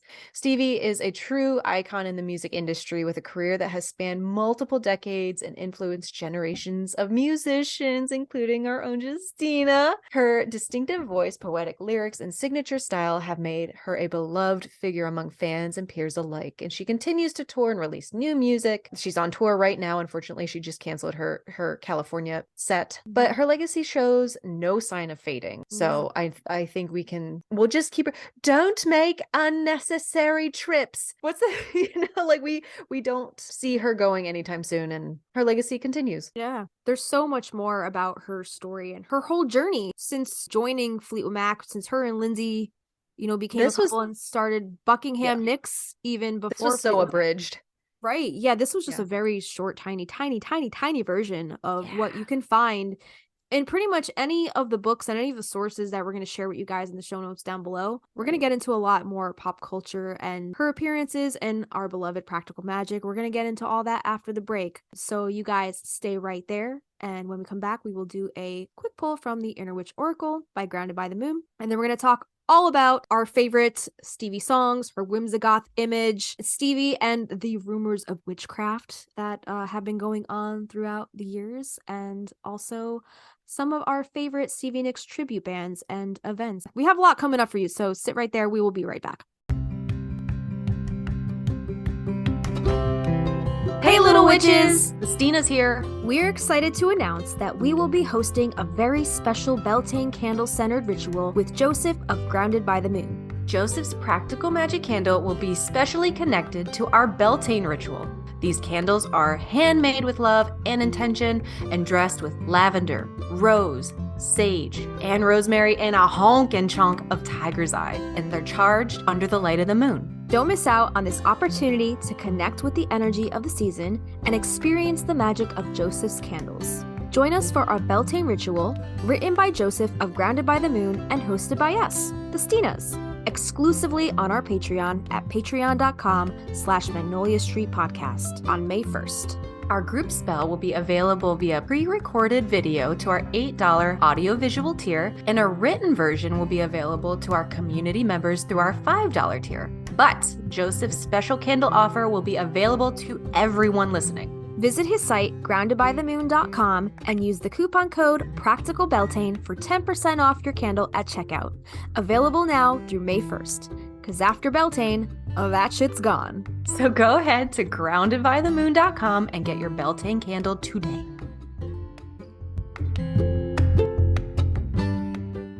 All right, welcome back. Ready for our card pull. Justina's getting her cards out by Grounded by the Moon. And if you're listening right now, you can go to Grounded by the Moon with Magnolia Magic and you can get 10% off your entire order. That's a pretty All good of it. deal. Yeah. Magnolia Magic at checkout. I always forget that I have like the Take those out. Just put those somewhere else. I always have the spread cards in here with it, and I'm like, fuck. So we're gonna do an actual pull today because there is no STEVIE MCFUDGIN card in this deck. Which is why, Christina, I think me and you need to do our very own special podcast version. I feel like Joseph would Oracle get like a summons if he used Stevie's likeness without her permission, you know? Yeah, you're probably right. Shuffle up, I guess. Shuffle up, I guess. What? I'm ready. Go All on. right. Tell me when to stop. Took my love and I took it down. Stop. Oh my God. Shut the fuck up. Justina pulled the air element card. Dude, okay, so my notes were in front of your Zoom screen, so I couldn't see what the image was on the card. I just heard you go, shut the fuck up. And I'm like, there's no Stevie card. What the fuck could I possibly pull? It's the air sign. She's a Gemini. Amazing. Oh my God. What does it say there? How does that happen? The mantra on the card is state of mind. Amazing. How does that happen all the time? I don't know. All right, let's see what that means. Climbed a mountain and I turned around. Okay, so this says, the element of air invites you to look into your thoughts. Take notice of your state of mind and don't allow your worries to get the best of you. Inspired from the tarot suit of swords, air delivers its message with a sharp edge. With air comes movement and change. It is time to free your thoughts and open up your mind to possibilities. It's all in how we perceive things. Be sure that you are in the right state of mind to make any decisions coming your way. When air comes into a reading, take a moment to analyze your thoughts, patterns, and communications. Oh my God, listen to this. Use feathers and incense to better connect with this element and the energy of the card itself. The mantra on the bottom of this is, I ride freely with the air. That is insane. Yeah, feathers and incense. That you pulled that. Really cool. I think of Stevie when I think of like any kind of feathers, lace. Yeah, totally. Anything flowy, you know. She is air, man. Yeah, she is. She's just drifting. Ah, that's so cool. Twirling Thank on you. the stage. Beautiful. Thank you for shuffling. Beautiful. That is so weird that I pulled that. I know. No. All right. Oh man. Moving right along. Let's talk about the two beautifully iconic songs that show up in Practical Magic. Yes. What scenes do they show up in? What was the inspiration? Who did she work with? So the two songs on this album, the 1998 album, are If You Ever Did Believe and Crystal.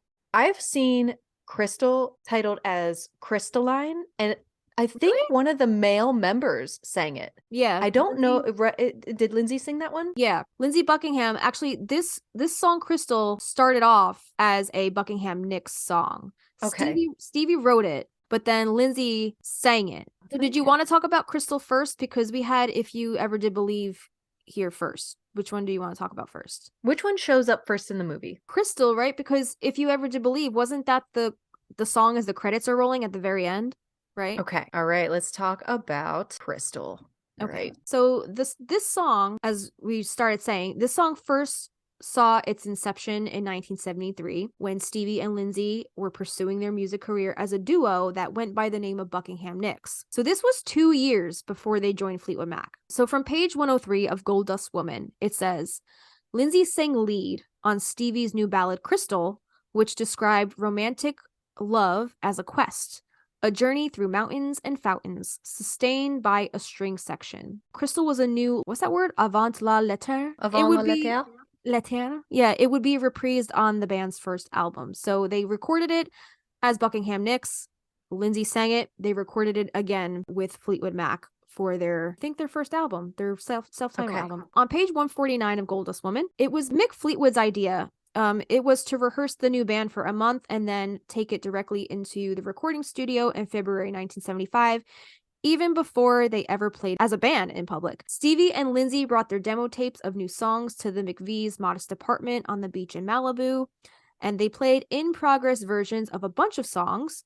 And Lindsay suggested recording Stevie's Crystal from the Buckingham Nicks album, recording it again, but in a different tempo and better production, because as we know, the Buckingham Nicks budget for that first album they did as a duo, it wasn't as big as this like new Fleetwood Mac production. It was a huge production. So now they were able to re-record it with better production. So that's what they did. Page 168, it says the album's first side ended with a remake of Stevie's Crystal, again sung by Lindsay, but played in a 4/4 instead of the 6/8 time that appeared on Buckingham Nicks. So there were some differences between the two versions. The song's message, special knowledge holds true, implied a metaphysical utility and a female intuition that love is driven by a magnet, and that for a rock and roll woman like Stevie, love is more powerful than reason, and then beyond reason, and for that reason, it is a holy thing, something to be cherished, if not worshipped. Wow. Yeah. Crystal is track 6 on Fleetwood Mac's 10th studio album, a self-titled Fleetwood Mac in 1975 it was released. And then Stevie Nicks re-recorded Crystal for the third time in 1998, this time singing lead vocals on the track, not Lindsay, just her as a solo artist. She sings the lead vocals on the track for the Practical Magic motion picture soundtrack.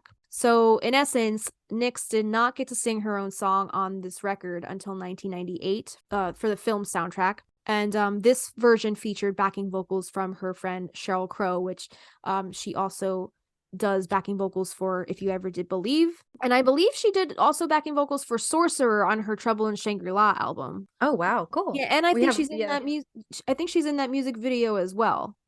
Okay. So yeah, we have a bit more about her when we talk about that song. Yeah. A little later on, because they seem very close. So Yeah. she has some nice things to say. We'll talk Yeah. about. I found a little article on beyondbelief.online, and this is like just a little blog. Somebody was starting seminary school, which I thought was interesting. Yeah. Seminary school is where you go to become a religious person. Okay. By choice. So this person's name is M. Kianka, and they're talking about the first time they ever heard Crystal by Stevie Nicks, and it was the summer before they started seminary.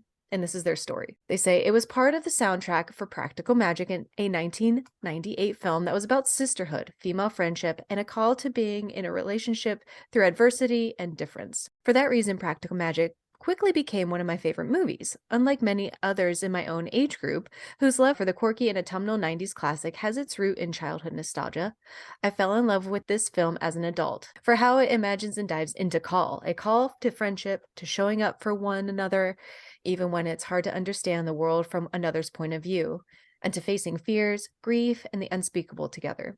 For the main characters, sisters, Jillian and Sally, their bond is a special knowledge that holds truth, their love that grounds their lives in their call to be together, struggle together, and share their life's challenges. They're even going to die in the same day.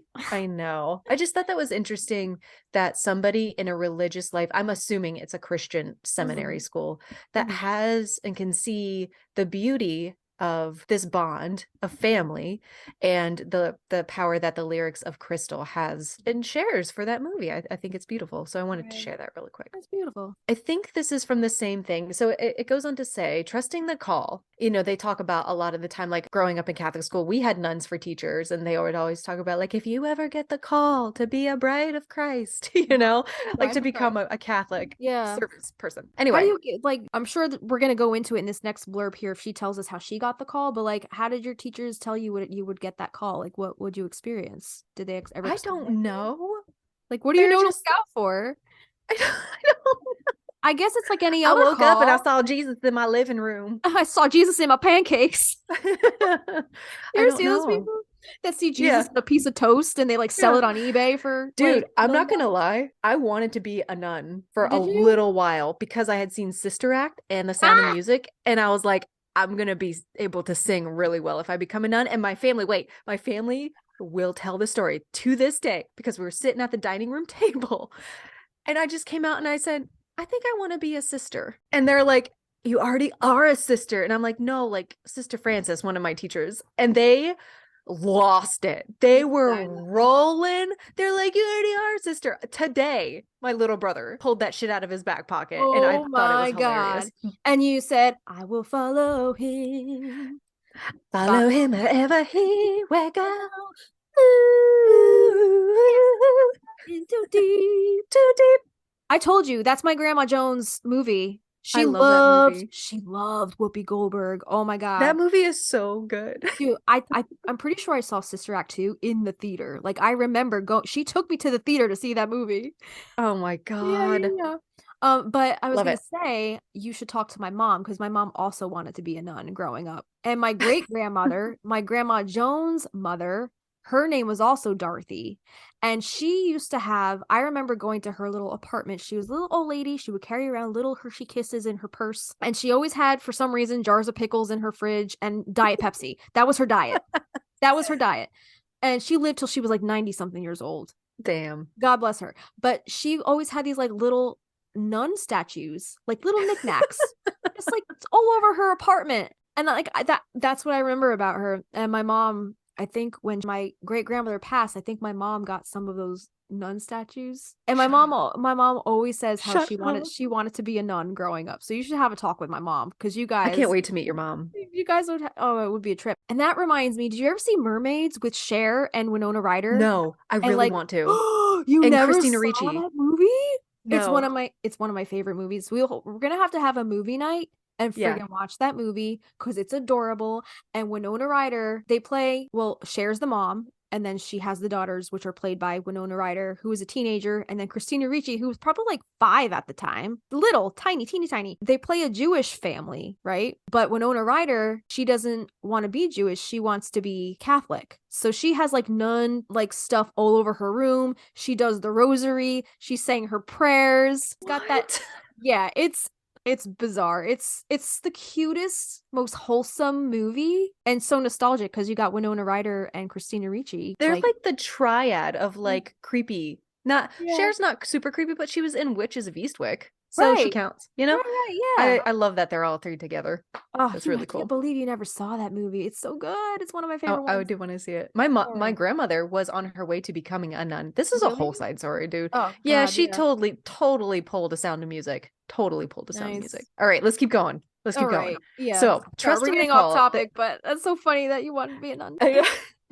Anyway, do you always trust your first initial feeling? So trusting a call, may it be a vocation to relationships or to the way of being in the world, is not easy. This magic of the first initial feeling fades. As our lives change and we face adversity, it can become challenging to hold onto the kind of crystalline knowledge of what feels true. Even when love finally finds us, the journey beyond that original recognition of a call becomes more and more complicated. We are asked to learn from the constant interplay and dance between certainty and uncertainty. We are invited to face our fears. And then there are times that the feeling appears to be lost and we question how we know what we know. How do you know what we know? How we understand ourselves in relation to what we feel called to do or be. I believe Nick's words found their way into my life and into my heart at just the right time. Perhaps it was chance, but more likely, my ear caught the lyrics because my body knew I needed to hear them, hold them close, and feel the weight and meaning of each word. So this crystalline knowledge, they go on to say, I knew I had been called to the ministry since I was 16, and making the decision to attend seminary carried a finality that brought me right before my fears, my doubts about how exactly I could be sure about anything at all, and whether I would, of course, be enough. Oh God, how often? That's like the imposter syndrome. Are we ever enough? Yeah. But I was sure about that special knowledge deep down in my soul, and Nick's words reminded me that part of trusting the call is trusting the wrestling too. When we heed the call to a way of being in the world, we also honor all the wildness it brings us through, the perpetual dance we do with doubt, and the unabating cycle of beginnings and endings through which we move. To what or where or whom do we feel called? How do we experience the wrestling? And how do you keep fresh in your heart that clearness of what feels true? Trust where your heart wants to be and go. The call to the wild, beautiful, messy life. Hold close that crystalline knowledge, that feeling of resolve, and hold the wrestling it brings close to you. They are both blessings. May it be so. I just think that was so poignant and perfectly Yeah. written. So wanted to Yeah. include that. And I guess Yeah. that goes for like going back to what I asked before. Like, how do you know the call? Like, what did your teachers tell you if if you're feeling the call to be a sister? How do you know what that call? I guess it's the same call. Like, how do you know you want to be a pagan? You just feel a call to that path. It's just it's a feeling, I guess, you know? So I mean that line, do you always trust your first initial feeling? You have to. Resonates Just that, do it. yeah. Just Yeah. go with your gut, because you So know maybe what. I should have been a nun. I swear, we're gonna watch mermaids now. Awesome, dude. We're gonna watch mermaids. Okay. The other song on this album is a little more up-tempo. It's called If You Ever Did Believe, and this does feature prominently Sheryl Crow. Like, she's in the video. Yeah. And I just love this video. It's wonderful. So, there's always been music to be summoned at any point, Nicks once said. Her voice is light, clouded as quartz. I'd love to live in a world of magic, but not a world of fake magic. Decades later, Nicks entered the world of practical magic. Practical magic. The 1998 rom-com about two witch sisters trying to end a curse on their family. In the name of love, of course, who better to star on the soundtrack than the rock sorceress Supreme? After writing If You Ever Did Believe for her next solo album, Nicks gave the song to the movie instead. It's as upbeat as you might expect, with anthemic guitars and light harmonies courtesy of Sheryl Crow. In the music video between scenes from the film, Nicks cuts an especially pagan presence in her trademark pointed boots and drapey black skirts, twirling until the sheer fabric twirls around her like a cyclone. Stevie may have written her Witchy manifesto, Rhiannon, back in 1975, but If You Ever Did Believe reasserts her faith in the craft, according to Madison Bloom. So the music video for the song was actually filmed on the Practical Magic set. And you can see them. The whole behind the scenes video is up on YouTube. Most of the video looks like a working set. And at the end of making the video, you can see the crew setting up in what looks like the aunt's parlor where the exorcism took place and at the end of the film. But you see the botanical wallpaper and the wooden molding at the bottom. And there's also the makeshift kitchen window scene set up for one of the scenes. She's like almost looking through the window and seeing the midnight margaritas happening right there. I think that's really immersive and I love it so much. Yeah. Yeah. Yeah, I love that it was done. If that was the actual that was the actual Practical Magic movie set. So I'm guessing that was the sound stage that they filmed on, not at the location of the actual house, right? That seems right. Yeah. Right. Yeah. So Stevie had some things to say about Sheryl Crow, about, I guess, the making of this song and the video. She said, the nicest thing to come out of this whole thing has been my great friendship with Sheryl Crow. From the second we met, I realized that we came from the same musical place. We both love harmony singing, the old folk music and old country music, besides our love for rock and roll. I know that when I'm 90 years old and she's 75, we'll still be dear old friends. I know I've made a friend for life. And she said that to the LA Times in August of 2001. In TV Guide in the same year, she said, Sheryl has become a very personal songwriter, and that's what will make her a big part of rock history in 15 years. Sheryl and I had been circling the idea of working on this album for quite a while, but we could never quite make it happen because of scheduling conflicts. So we just went on with our respective business, but we stayed in close touch. Suddenly, things cleared up and we wound up in the studio together. Our connection is deep. Deeper than I can even put into mere words. And that was from the TISL press kit biography in 2001. In TV Guide again, in July of 2001, she said, when Sheryl and I get together, we have a whole girl fest. Could you imagine being involved in a Stevie girl fest? Like, no. Come on. I want some midnight margaritas with Stevie and Alice. Let's do it. And then Stockard. And Stockard. Yeah, both the aunts. Sandra and Nicole, you're invited too. Let's do it. So she said, that's fun because we know a lot of famous people. We can talk about everybody, so we have a great time. Could you imagine being a fly in the wall? Like the goss. Hot goss. What kind of celebrities are they talking about? I want to know everything. But she said she will not write a tell-all, so we'll never know. We'll never know. All of that hot goss is in the vault. So this is Billboard magazine now. She said, first, Sheryl is brilliant. She's an amazing songwriter, singer, and musician, but she's also someone who gets it. She understands the life of a woman in rock and roll. There's no room for playing games with her or saying, you don't understand what I'm going through. She understands, and that's brought us closer than I can explain. So she also said Cheryl challenged me to explore different areas of my voice. It was fun to do, and it wound up working so well within the song. And she was referring to Sorcerer, which was on her Shangri-La, Trouble in Shangri-La album, which That's Cheryl, awesome. I don't know if Cheryl produced that entire album, but I think she at least produced Sorcerer, and she definitely sang backgrounds on it. And Stevie says singing with Cheryl is very much like singing with Lindsay. She's a real great duet singer, and so we had a great jumping off point from the beginning. And that was in an interview with VH1.com in 2001. And then she also says that Cheryl's very organized. You have to be. You can't be, what did she say? La la la la la like me and be a producer. So it seems like, that's the best of her air sign. The air sign's getting the best of her. She's got her head in the clouds a lot of the time, it seems like. I guess that's why she's always writing down her thoughts, getting them out, getting them on the page, right? Sheryl Crow is also an air sign. Is She's an she? Aquarius, yeah.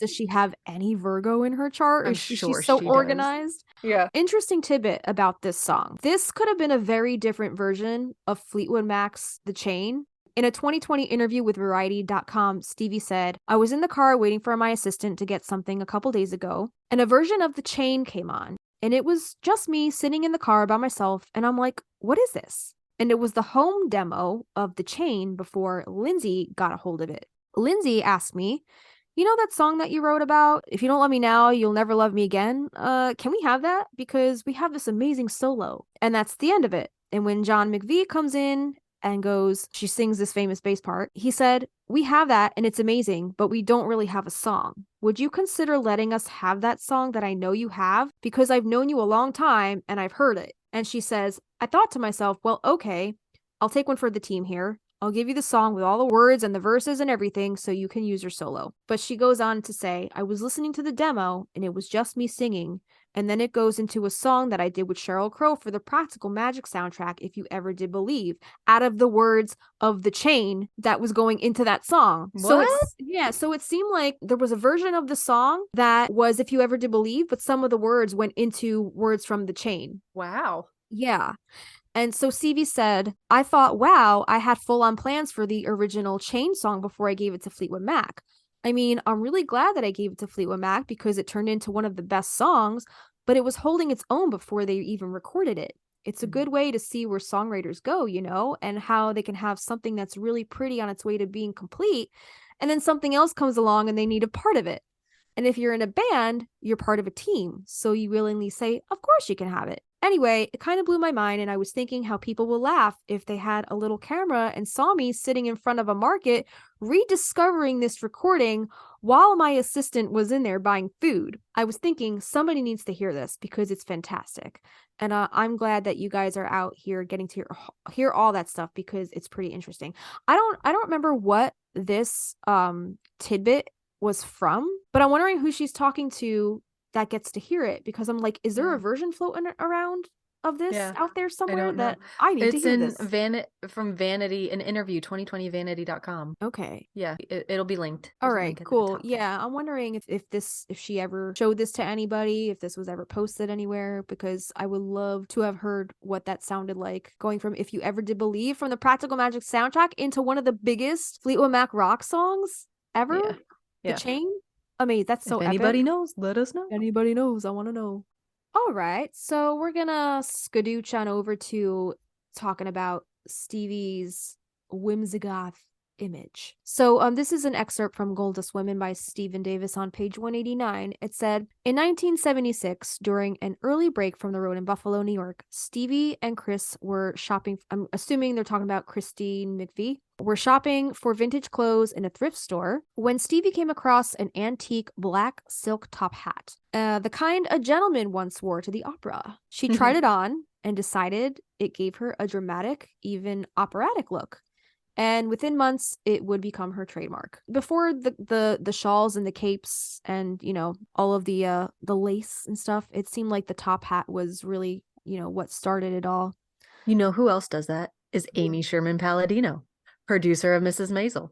The who top we're gonna get. Yeah, she does the top hat thing. Oh, wow, look at that. Yeah. All right. Pretty cool. Go ahead. pages 285 to 286, it says, Stevie Nicks spent much of 1979 engaged in a quiet, top-secret campaign to further her own interests and those of her closest friends. By the end of the year, Stevie would start her own record label, her own band, a slew of hit singles and albums, and a career as a solo artist that would propel her to even greater fame and fortune that she could have ever aspired to be with Fleetwood Mac. This process had its beginnings with Stevie's new clothes. After the release of their new album, Fleetwood Mac would embark on its biggest tour yet. A year of 100 shows in the United States and the Pacific between October 1979 and January 1981. Stevie and her wardrobe designer, Margie Kent, decided that the Welsh witch's black chiffon look and shag-cut hair was now passé. Stevie's golden mane would now be long and fall below her slender shoulders. Stage clothes would be looser, colorful, and flowing, using different fabrics, laces, crepe, leather, organza, and satins. The gauzy capes would give way to cropped jackets and corset-laced vests, plus layered looks in witchy tones. The iconic top hats would be replaced by elegant feathered berets or fascinators. Different shawls would be deployed to evoke different songs. A beautiful golden shawl was produced for Goldust Woman, and a spectacular wine red for Sarah. Stevie loved Margie Kent's designs, loved the fittings and the mirrors and the banter of the couture. She felt that Margie, and indeed all of her entourage, were artists like herself who deserved the same kind of recognition that she was enjoying. On page 352, so it seems like Stevie might have taken some of her look from a fan that she saw out in the audience. Prior to the release of Belladonna,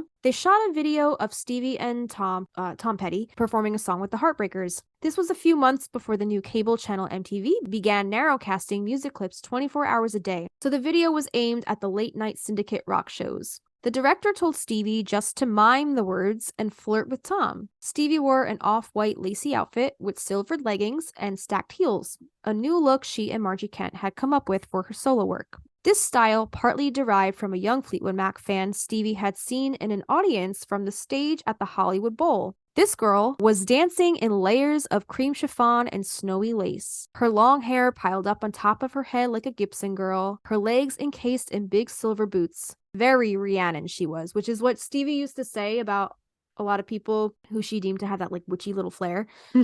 Very Rhiannon, she said. Stevie pointed this out to Margie Kent, and that was how she wanted to look in front of her own band, and that's how she appeared in the Stop Dragging My Heart Around video. Cool.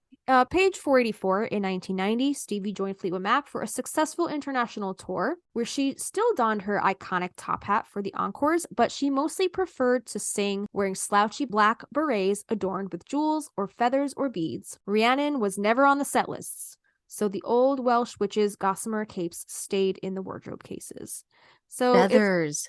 There's the feathers. Yeah. So it's interesting to see kind of like her style evolve over time. Mm-hmm. Yeah. Definitely. Yeah, it's interesting now that she still is very blonde, but now she's got the bangs. Mhm. It's very still long blonde hair. Yeah. But yeah, she had that good perm going on for a little while. Very poof, Mhm. Yeah. As most in the 80s. I'm pretty Yeah. sure my mom had that same exact perm. So in 2001, I guess she was on a radio show, 96.1 WSRS. She goes on to say, I developed my style clothing before the Rumors album with my designer, Margie Kent, that I met in the first year of Fleetwood Mac. I told her, I need to have a uniform. We have to think of something that looks good. We can make 3 skirts, 3 tops, and have your shoes and your little, a couple of wraps and jackets. You're ready to go. And that's what I did. And the outfits that were on the Rumors cover is exactly the same outfit that's on this Shangri-La cover. Oh, shit. It's the same outfit that on the Belladonna cover. Oh, shit. It's timeless. It's a timeless outfit, and it has made my life much easier because I don't ever have to think about it. My black skirt and my black French corset and my little black top and the black tights and black boots. It's just what I always wear. It's my uniform, Mm-hmm. I'm gonna have to go back and look at all those album covers and Yeah. compare those outfits now. I never noticed that. Yeah, it's crazy. In 1991, she told USA Today, I'm timeless. I got that Dickensian London street urchin look in high school. I'll never be in style, but I'll always be different. And she'll always fit in at any Renaissance fair. Totally. Yeah, totally. In 1981, she told Rolling Stone, the princess on stage is my combination of Natalia Makarova and Greta Garbo. Who are they? Old actresses? Okay. and the elegant rock and roll that I love. It's hard to be a fairy princess 50% of the time and just be a nice lady the other half. But I feel like she is now fairy princess goth mama 100% of the time. Yeah. I wonder if that's her at home, you know? Right? But I like my real self better. I don't walk around the house dripping in chiffon. There we There go. you go. Okay. I'm kind of disappointed. I know. Well, it's really the backstage like collaboration stuff. She is working on something with Dolly Parton. There are like behind the scenes. They're sitting behind what's that table called? Producer's table. Okay. Switchboard table. Anyway, but she's always in like just like black jeans, but she's got like really cool kicks on. Like her shoes are really cool. Yeah. But 1995 Allure. I had my hair streaked at the end of my 10th grade year and I got in a lot of trouble for it. They didn't just streak it blonde, they streaked it silver. My hair was totally ivory. I was grounded for 6 weeks. But when my hair changed, everything changed. I got to wear grayish plum eyeshadow. There was no way I was going back. Changed her. In 1981, she told Glamour, talking about she and Buckingham were at the opening act for Janis Joplin. I must have been 18 when I saw the girl in the audience wearing a mauve pink chiffon skirt and a very high cream suede boots. Her hair was like a Gibson girl, Justina mentioned earlier. She had on some pink ribbons and I thought, that's it. This is 1990 in US Magazine.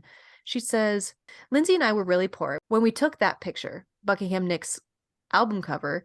I went out and spent my last 111 on a really beautiful, very sexy blouse. It's funny that she remembers that number, 111. Yeah. And I agreed to do half the session in my blouse. And I thought, oh, I'll win. They'll love this blouse and they're really going to love the way I look. Well, halfway through the session, one of the photographers came over and said, okay, it's time to take off the blouse. And I died.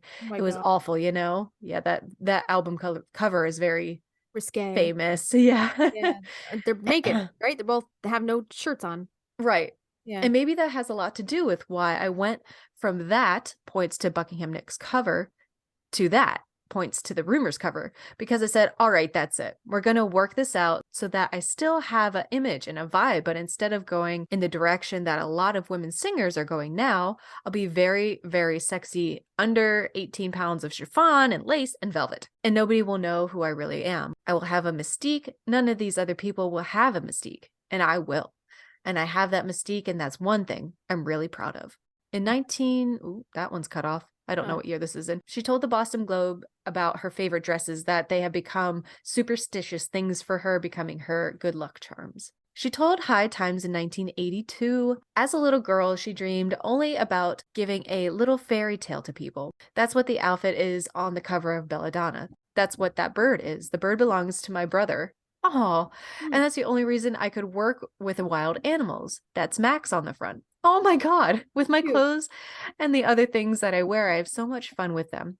I was talking to a lady today, and when we were talking about dress up and about how much fun dress up used to be, and there was a trunk in the attic, I was in it looking. And I would rather wear that drape than anything you could sell me at Bloomingdale's. I don't like all that stuff. My fantasy is giving a little bit of fairy princess to all the people out there that maybe don't have the Hans Christian Andersen books and the Grimm's fairy tales. If that's the only thing I can do for them, well, that's fine. In 1989, the year I was born, this was 5 days before I was born. Yeah. She said, I've always liked long flowing clothes. I used to rummage around in my grandmother's trunks trying to find them. I love the feeling of chiffon and lace. And this is, she told this to a Record Mirror in 1989. So in 1995, she talked to Allure. She said, I remember being in Aspen, having just written Landslide and Rhiannon, walking around in the snow in a bunny coat, a pair of patchwork jeans that I'd spent my last $30 on, and these very high platform shoes that were kind of beige and kind of cream colored. They had humongous platforms that made me really tall so that I didn't have to cut off the fabulous bottoms of the jeans.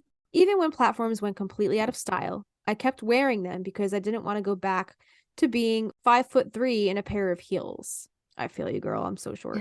So again, she talked with High Times in 1982. She says, the outfit I wear on the cover of Belladonna is the same as the one I wore on Rumors, except it's opposite. It's white. It's a strange turnaround that I've come from black to white. The outfit was my idea 6 years ago. Margie Kent designed it. She just kept making it longer. The boots, she makes everything. And these are my boots that my little Jewish cobbler who's 70 years old makes. A 5'1" tall person needs 6 inches, on stage especially. Standing next to Mick Fleetwood is ridiculous, dude. He's tall as fuck. Have you ever He seen is. Yeah. Anybody standing next to Mick is ridiculous. So imagine a 5-footer. You blend into his drums, which he loves because then he's the star. So I say, wait a minute, Mick. I'm going to get tall. I get far on these boots. They're very out of style, and I don't care. I love them. They're beautiful suede, and they are soft. I tried to get this boot a long time ago, and it was going out then. We searched London, and I found one pair that was like a size 5, and I wear 5. And oh my god, me and Stevie Nicks are the same shoe size. You have tiny ass feet. Girl, can we share shoes, please? And I wear a 5.5 or 6. Stevie needs she needs Yeah. a garage sale. Like, can you imagine? Oh, she said, I bought them anyway. I stuffed my little feet into them. I feel you. I'm always having to stuff my feet into things, hoping they fit, and then they don't. And I'm like, well, it's fine. I'll just stuff the tips with tissue so they Oh fucking my fit. god. Yeah. So in Rolling Stone in 1994, she said, I have about 25 pairs. I guess she's talking about her boots. Yeah, her platform boots. I have them in rose pink and gray blue and mauve. I have 3 or 4 pairs I wear every night. But I have a question. Do you think that Stevie Nicks has a pair of red suede boots from Salem, Massachusetts? I don't know. I bet you she should. She should. Maybe. Yeah. Should. Well, Yeah. she could borrow mine because we're the same fucking shoe size. So there you go. And they're already broken in. And they're already broken in. Boom. See, Stevie already did the hard work for you. Yeah. So on the Wild Heart tour of 1983, that's the year I was born, she had a comment. She said, believe me, when I stop singing, I'm gonna have a garage sale like you're not gonna believe. There you go. We're talking chiffon, and more chiffon. Well, you let me know where that garage sale is. I will be right there. Allure magazine in 1995. She says, I do love leather and I do love lace, but not necessarily together. I'm probably happier in a long black velvet dress, black suede boots, and some kind of really beautiful wrap than I am in anything else. I don't even own a pair of jeans. She's a liar. I've seen her in pants. Oh, this was 1995. Okay, never mind. She's a liar. 1983 from Entertainment Tonight. She said, I spent thousands of dollars on beautiful black clothes and had to stop wearing them for a long time because a lot of people were scared of me. Oh, no. Yeah. And she said, that's really unfair to me, I think, for other people to conjure up their ideas of what I am or what I believe. So that must have been in reference to the witchcraft rumors, which we're going to get to in a minute. Okay. So again, Entertainment Tonight interview in 1983. She said, I kind of live in an aura of atmosphere, you know? My whole life is sort of like, I can't really live without atmosphere. So when, I'm on stage, I try to create an atmosphere for every song. I love that. Mm-hmm. Love that. Even her home, like when you, like that In Your Dreams documentary, like when she's recording that whole album in her home, she did a couple music videos in that house, like in her, like that beautiful foyer, that staircase, that wraparound staircase that she had.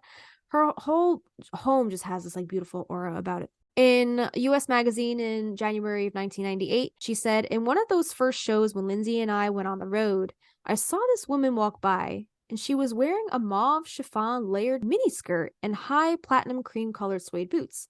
I thought, I want to be her. So when I joined Fleetwood Mac and I had some money, I went to a lady and I said, I want you to make me a raggy chiffon skirt that looks sort of like an urchin on the wharves of London. Oh my God, I love her. Wow. Could you imagine, like, what if you're that woman? You're like, I know I was there that day and that's what I was wearing. You know, like to be that woman that influenced Stevie's look. What if she like put an ad in Craigslist for like lost connections? Oh my God. Do you ever read those? Those are hysterical. No. It's like, I was here on this day and you yawned and I saw you yawn from across the room and I just Oh thought, my God, that's so creepy as hell. Isn't it? I mean, not any creepier than me reaching out to Billy Zane and being like, hey, we put you in this universe. But anyway, it's neither here nor there. Yeah. Yeah. But it must be nuts to be that person who knew that they were wearing that and like, Stevie Nicks stole my style. And then we have an interview from the Toronto Sun from August 14th, 1997. I guess this was in reference to Stevie around 1985. She said, I'm the original hunter down of fabulous things. 20 years ago, I sat down and decided that I would create a really wonderful image, an unforgettable image. And now I'm kind of stuck with it. It's like when I don't wear my fringy gypsy stuff, people look at me like, what's wrong? That's funny. Like yeah, we were saying, like, does she walk around the house like that? And Mm-hmm. she said she doesn't. So she's got an image to uphold, even walking around her own house. Did you know that Bob Ross hated his hair, but he Did he? had it early on so early that he couldn't change it? Oh, He that's like hated it. it's a signature at that point, right? Yeah. Exactly, yeah. Yeah. In 1997, Harper's Bazaar, Stevie said, "Check this out." And she holds up the black dress from the Rumors cover. It does that fabulous bat wing sleeve thing. I told the girl who makes this stuff that I wanted to look like an English urchin. Again, she talks about wanting to be an English urchin. She must have been that in a past life. She's feeling a call. Right. Yeah. She's feeling that crystalline call or that initial feeling. Something from A Tale of Two Cities, and the idea of the sleeves came from a picture I saw of a silent film actress, Vilma Banky.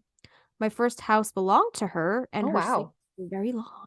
Wow. Yeah. So we talked about all her style, right? And all of the, I guess, the style alluding to her actually being a witch. But was she actually a witch? Was she? Was she? Was she? I'll take this little VH1 Hollywood on Alright. Practical Magic 1998, and then you have more excerpts from Gold Dust Oh, Woman. So, jeez.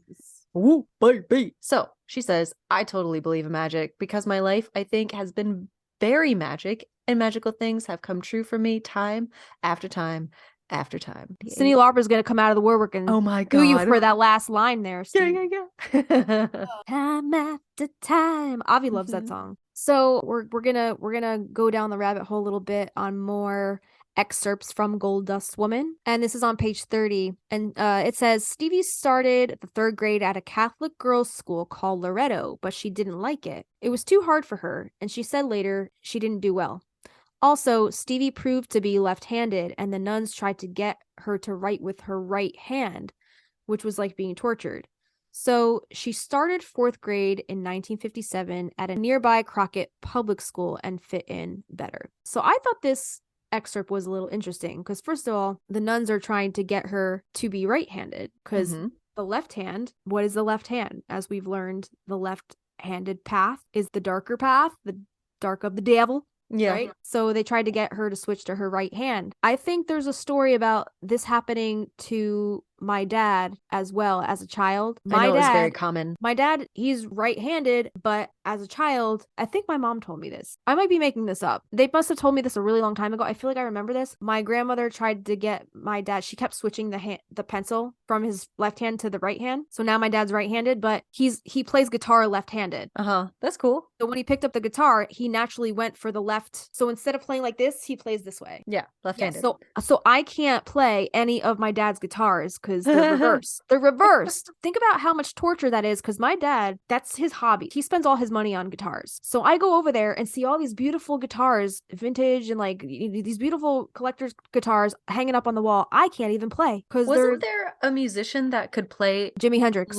yeah, I was gonna say left-handed guitars with his thumb. with like the yeah, you could do it. Come on. Well, Jimi Hendrix would play the top bass string. Well, I don't know if Jimmy was left-handed. I don't know if that's who I'm thinking of. But what I'm thinking of is Jimi Hendrix played guitar with his, like, he would curl his thumb over the bass string, like the top string of a guitar. So he would I'm trying to wrap my mind around it. I thought there was somebody who could play a left-handed guitar. You're probably the right way. You know what I mean? Yeah. No, you're probably right. I think you're right. I don't know who it is, but I was thinking like of Jimi Hendrix with the thumb over the bass string. So that whole excerpt just kind of reminded me of my dad and him switching his hands, but then ultimately going lefty on the guitar. I just thought it was funny. So Stevie's obsession with witches started at a very young age. This is from page 31 in Gold Dust Woman. It says, holidays were a big deal in the Nicks household, and Stevie's mother particularly liked Halloween. But Barbara could never understand why Stevie always wanted to go out trick-or-treating as a witch. I always had a great love for Halloween, she recalled,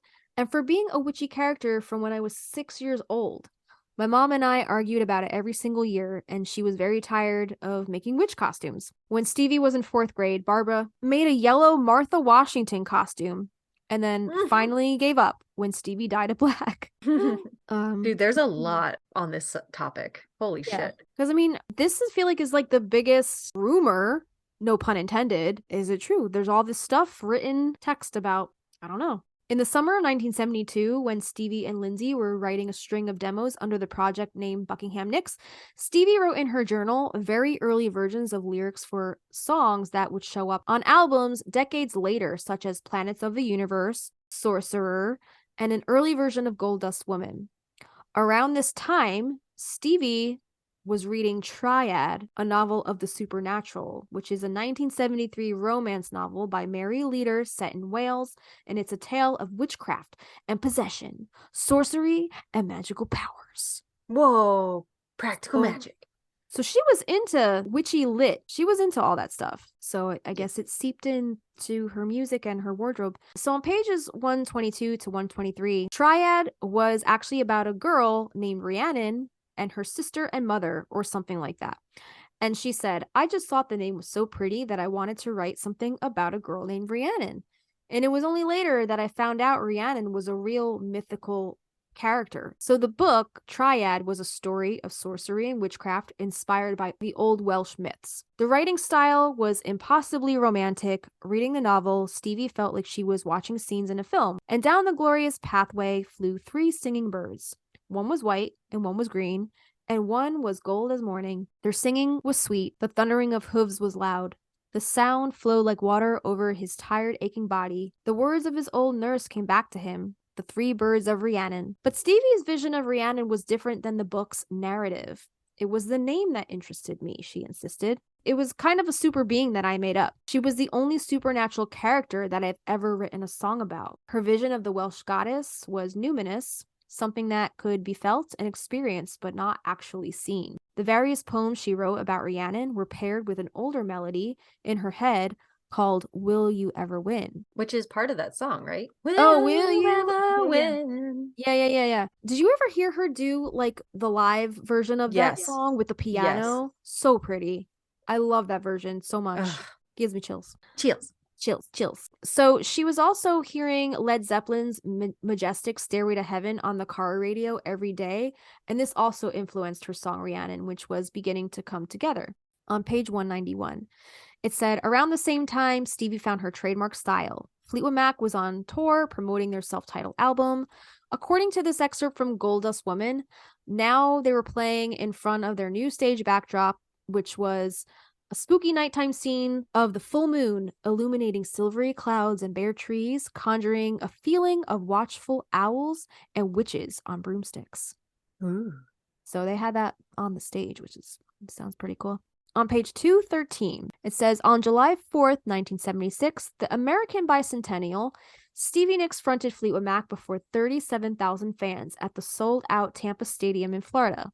Mick Fleetwood said, this was truly a gig I'll never forget. As I looked out from my drum riser at the crowd that jammed the huge football stadium, I realized I was looking at hundreds, no, thousands of girls dressed exactly like Stevie in black outfits, many sporting top hats, Stevie's new stage costume, which they must have seen in magazines and on TV. At that point in our set, when Lindsay played the guitar intro to Rhiannon and Stevie stepped to the front of the stage and told them that this was a song about a Welsh witch, these girls went bonkers, barking mad, swaying and singing along, and really giving themselves to the spirit of the thing. With the success of the Rhiannon single, it was becoming one of the focal points of our set. Graceful and mysterious, in translucent dark chiffon, Stevie's acted-out song could only be described as mystical or a rite. I looked at her twirling across the stage with her tambourine, her eyes closed during the guitar solo, and I could tell that she was in heaven. She reveled in this. Is this the show where the 90 is 76 where she absolutely just like lets it rip? Might She's be. like, you could like, she is almost like yelling and just like professing, this song toward the end. Like she just lets everything boil out of her. I think it's the absolute best version she recorded of the song. Yeah, I'll have to see if I can find. I don't know if it'll be on YouTube. It's from 1976, American Bicentennial. Yeah. If we can find that concert, we'll put that in the sources. So on page 241, I guess this excerpt is called Behind the Curtain. It says, for her whole life, Stevie Nicks had always been a self-described girly girl, but when she broke up with Lindsey Buckingham, she assumed a new persona of public and private hyperfemininity that she would become famous for. She would take up the ballet and be photographed in lace, pink leotards, and toe shoes. She still enjoyed the company of men and needed them for her work, but in her private home life, she surrounded herself with attractive and artistic females who looked after her and whom she could sing and dance with all night. Must be those same chicks that Harry Styles was talking about. Oh, yeah. She told her close friend, the beautiful ultra-feminine former model Sarah Recker, that she didn't think she would ever fully trust a man after what she'd been through with Lindsay, who now seemed so against her all the time. Oh. This coincided with the considerable shockwave of fame mystique as her songs became more and more well-known. Fans picked up on the special knowledge and her crystal visions and started bombarding her with mail containing esoteric material as if her special knowledge embodied mystical, theosophical, alchemical, and astrological doctrines. Wow. Fanzines, yeah, isn't that nuts? Fanzines sprouted up with weird interpretations of her songs, as if Stevie Nicks was a hierophant, an interpreter of sacred mysteries and principles. She kind of is like the high priestess, though, right? Totally. Lady from the mountains. Her fans started thinking of themselves as adepts of a secret society, initiates in occult, and sisters of the moon. Even a rock critic like Lester Bangs would headline an essay in Detroit-based Cream magazine, which said, Stevie Nicks, Lilith or Bimbo? Yeah. What? Well, yeah, remember, like I said earlier on, like Mick Fleetwood was the spokesperson for the band. Stevie wasn't allowed to do many interviews, and whatever interviews that she did do during that time, she was depicted as this like that's always on substances, drugs. drunk. Yeah, they depicted her as a bimbo. But Lester Bangs, he was the journalist played by Philip Seymour Hoffman in Almost Famous, right? Did you ever see Almost Famous? Ages ago. Yeah. So real journalist of, I guess, Cream magazine. I guess that was his magazine. Cream? That's, yeah, CREEM. Okay. Yeah. All right. Yeah, so that was the magazine that that headline was from. Okay. Page 254. Stevie Nicks was considered to be a prime catch in Hollywood. She was catching the interest of movie bosses, but Stevie was not interested as she knew her strengths did not lie in acting. Page 255, for all of Stevie's disinterest in appearing in films, there was, in 1978 Hollywood, this idea about a major movie based on her Rhiannon material. Stevie had started thinking about this idea after seeing the amateurish, clumsy fantasy sequences imbued with ancient ruins and romantic decay in Led Zeppelin's 1976 concert movie, The Song Remains the Same. She really liked the bit where guitarist Jimmy Page, who was famously obsessed with black magic, morphed from a costume wizard into the laser-wielding old man of the mountain. Then, toward the end of 1976, a fan sent her a novel, which was called The Song of Rhiannon, published in 1972, the year before Stevie wrote Rhiannon. The novel was part of a, how do you say this word? Mabinogion tetralogy by Evangeline Walton, a 4-book retelling of the ancient collection of the Welsh myths known as the I'm fucking up this word. Mabinogion. Christina's dying at the other end. Nailed it. These stories provided Stevie with much more information about the Rhiannon energy than she had ever known. It became a project, a movie deal. Stevie contacted the 70-year-old author, and in 1978 embarked on an epic road trip to visit Walton at her home in Tucson, Arizona. Evangeline Walton, white-haired, adorned in turquoise and Indian silver, heavily made up to disguise a chronic skin condition, received Stevie and her friends graciously and spoke with her about, quote, special knowledge for what seemed like hours. Stevie remembered this meeting years later. Stevie said, she was living in this little tract house in a subdivision, and when you went inside, it was all dark, gothic, and curtains. Candles provided the only light. On the mantelpiece was a big stone lion inscribed with the words, Song of Rhiannon. Ooh. I thought, right? So Stevie said, I thought, this is so wild. The world is small somehow, you know? If you look at the dates, it was kind of like Evangeline's work ended on Rhiannon and then mine began. It's almost like this has been laid out for me by the gods or whoever. Walton, who lived until 1996, later described Stevie's approach as well-meaning, commercialized, and naive.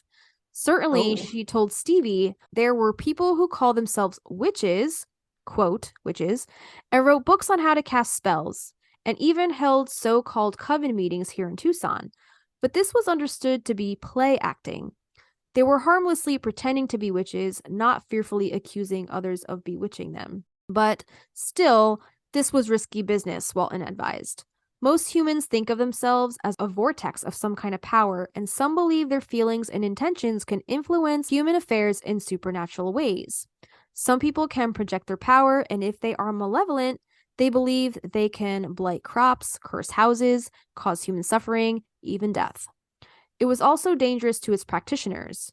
She reminded Stevie that 20 innocent people and 2 dogs were hanged for so-called witchcraft in Salem, Massachusetts in 1692. You can sing a song about an old Welsh witch, Evangeline Walton told Stevie Nicks, but you better not encourage people to call you one. Yeah. In essence, Evangeline advised Stevie, maybe that's why Stevie never owned up to what she really is, because this bitch fucking, intimidated her. Wow. That's nuts. All right. So in essence, Evangeline advised Stevie that it was in her best interest to lay off the witchy hokum. At some point during this encounter, the idea was broached to buy the film rights to the Mabinogion tetralogy. Evangeline Walton told Stevie Nicks that she would think about it. Stevie left Tucson and was driven north to Phoenix, determined not to let this energy go. For the amount of Latin that gets thrown your way, The and one this word. is the thing that trips you up. Mabinogion. How do you know? How do you say Mabinogion. it? Mabinogion. I don't know. Mabinogion. Okay. I don't know. We'll make it French.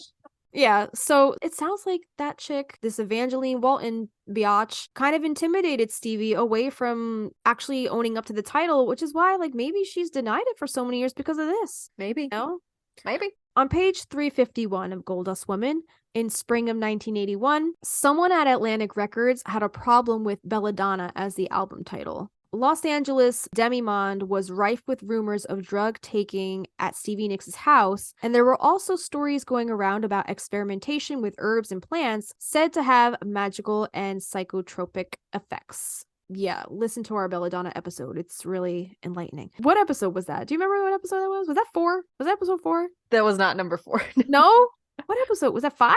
Hang on. I gotta look at it. The poisonous black fruit and pear-shaped leaves of the belladonna plant, also known as Atropa belladonna, which we learned in that episode, were traditionally associated with witchcraft, used for inducing visions and hallucinations, even when just rubbed on one's skin. It's episode number 10. 10? 10. Holy shit. I know. We waited 10 episodes to talk about belladonna? Chris. I thought it was earlier than that. I know. It's Chris. So President Reagan and his publicity-seeking wife were rabid anti-drug campaigners. They came up with the phrase "just say no," and I think Danny Goldberg, I think this is referencing him, warned that the title. You know these names.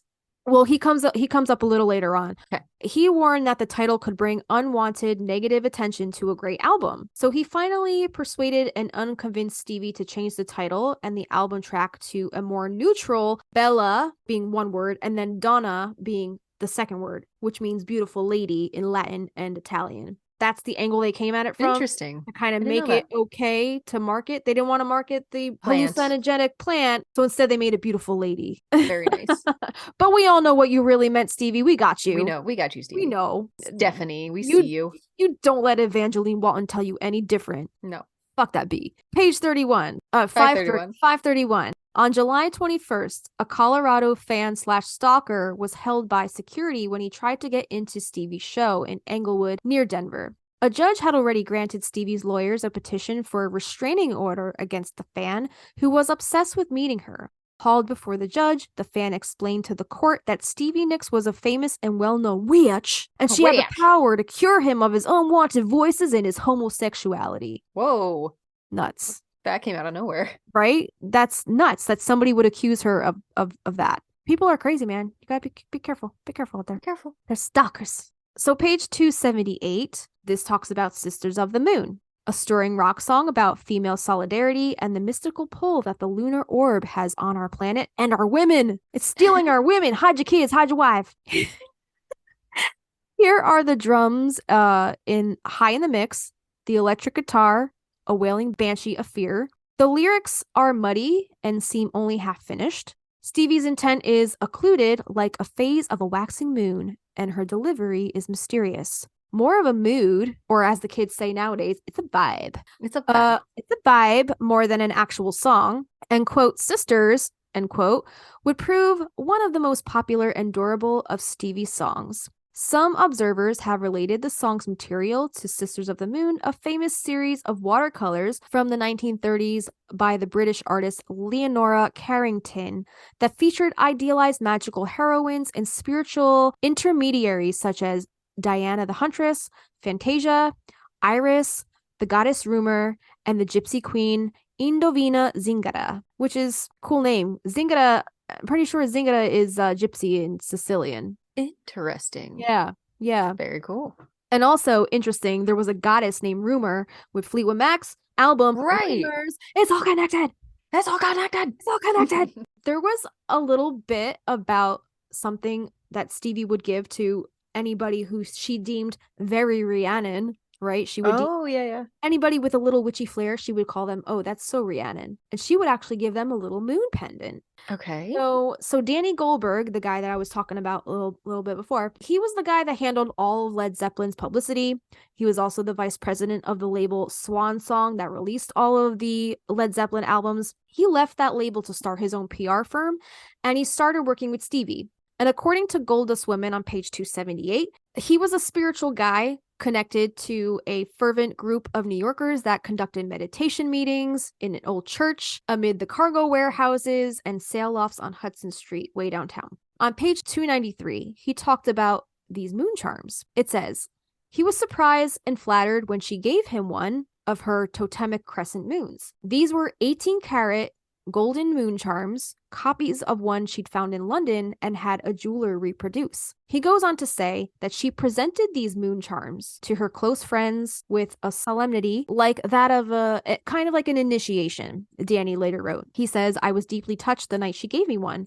I'd never worn jewelry, but I bought a chain and wore it around my neck for years. Wow. Tom Moncrief, one of Stevie's demo producers in 1979, was also a holder of one of these mysterious moon pendants. And then Stevie also gave one to record producer and lover whom she had a secret affair with, Jimmy Iovine. Pretty sure, I don't know what label he's working with today, but he produced all of Stevie. I think he might have produced her whole Belladonna album. I don't remember which one. Scandalous. But very scandalous. I think he was with somebody else and they were like, him and Stevie were like shacking up and having like a secret affair.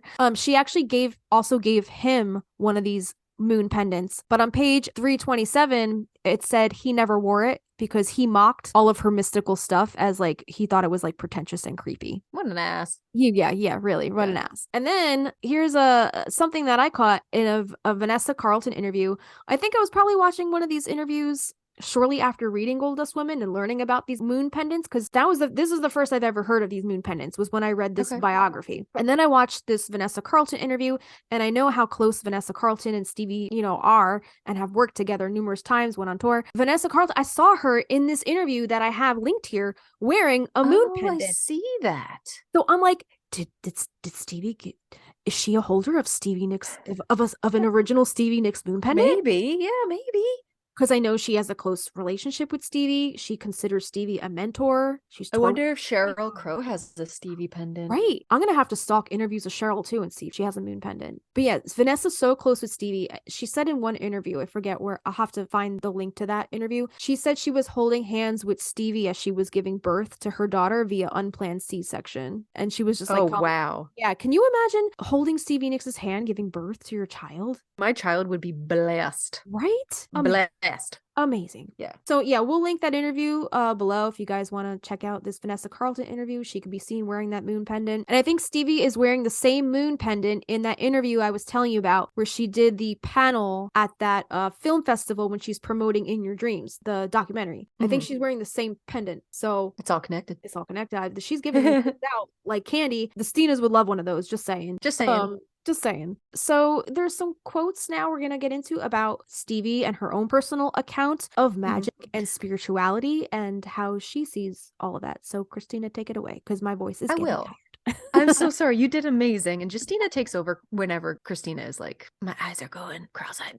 Please It's help. all good. It's all I have good. a question. You know the song on, I believe it's the In Your Dreams album. It's called For What It's Worth. Yeah. Do you know who that's by? She talks about it on there, but I wonder, I thought it was like a producer friend, but maybe it's not. Do you remember who she said that was? I think she wrote for? that with Dave Stewart. Did she write that with Dave Okay. Stewart? Yeah, I think so. Okay. I'll take your word that for it. together. I really love that song. That's Yeah. a good harmonizing song too. Pretty song. Is that that wasn't the first song on the record, right? No. Is it In Your Dreams? I think it is In Your Dreams. It comes in hot.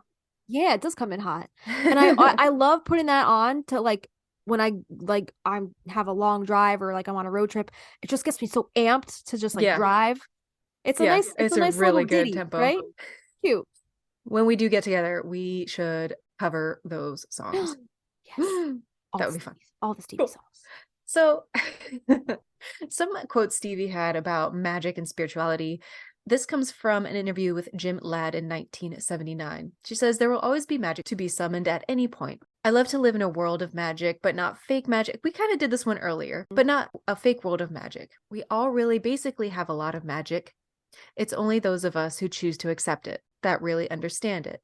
It's there for everyone. That's the only thing that I feel I am able to give people, and that's why I know that they respond to me, because I give to them only their own magic, not mine, but theirs. Pretty.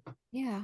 In 1980, to US Magazine, she says, "I love Halloween, and I love haunted melodies. I've never been and probably never will be a down-home rock and roll songwriter. I try to add that extra spooky dimension to whatever I do. I want my songs to sort of step a little bit into the bizarre."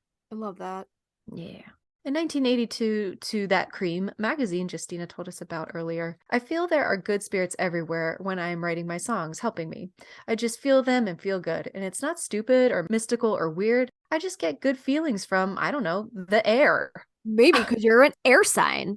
The air. Or maybe it's the muses. It's the muses. It's the muses talking. Goddesses, the arts. What's the Hercules thing? Oh, you haven't seen it in a while. Proclaimers of heroes. Heroes like Hercules. You mean a Hercules? Hercules? The only thing I know from Hercules right now is the Cusco's poison, because that's all you've been saying to me for the past month. That's not Hercules. Wait, what is it? That's Emperor's New Groove. Emperor's New Groove. I always get those movies mixed up. They're like the same good. thing. It's the same thing, right? All right. And then in 1982 from Playboy, she's talking about her past lives. "I think I've spent a lot of time in old churches, like a monk. I'm very comfortable around that kind of music, with that kind of creeping around with being very quiet. My ballet teacher believes that my head was cut off in another life too. Whoa. I totally give with my body except for my neck.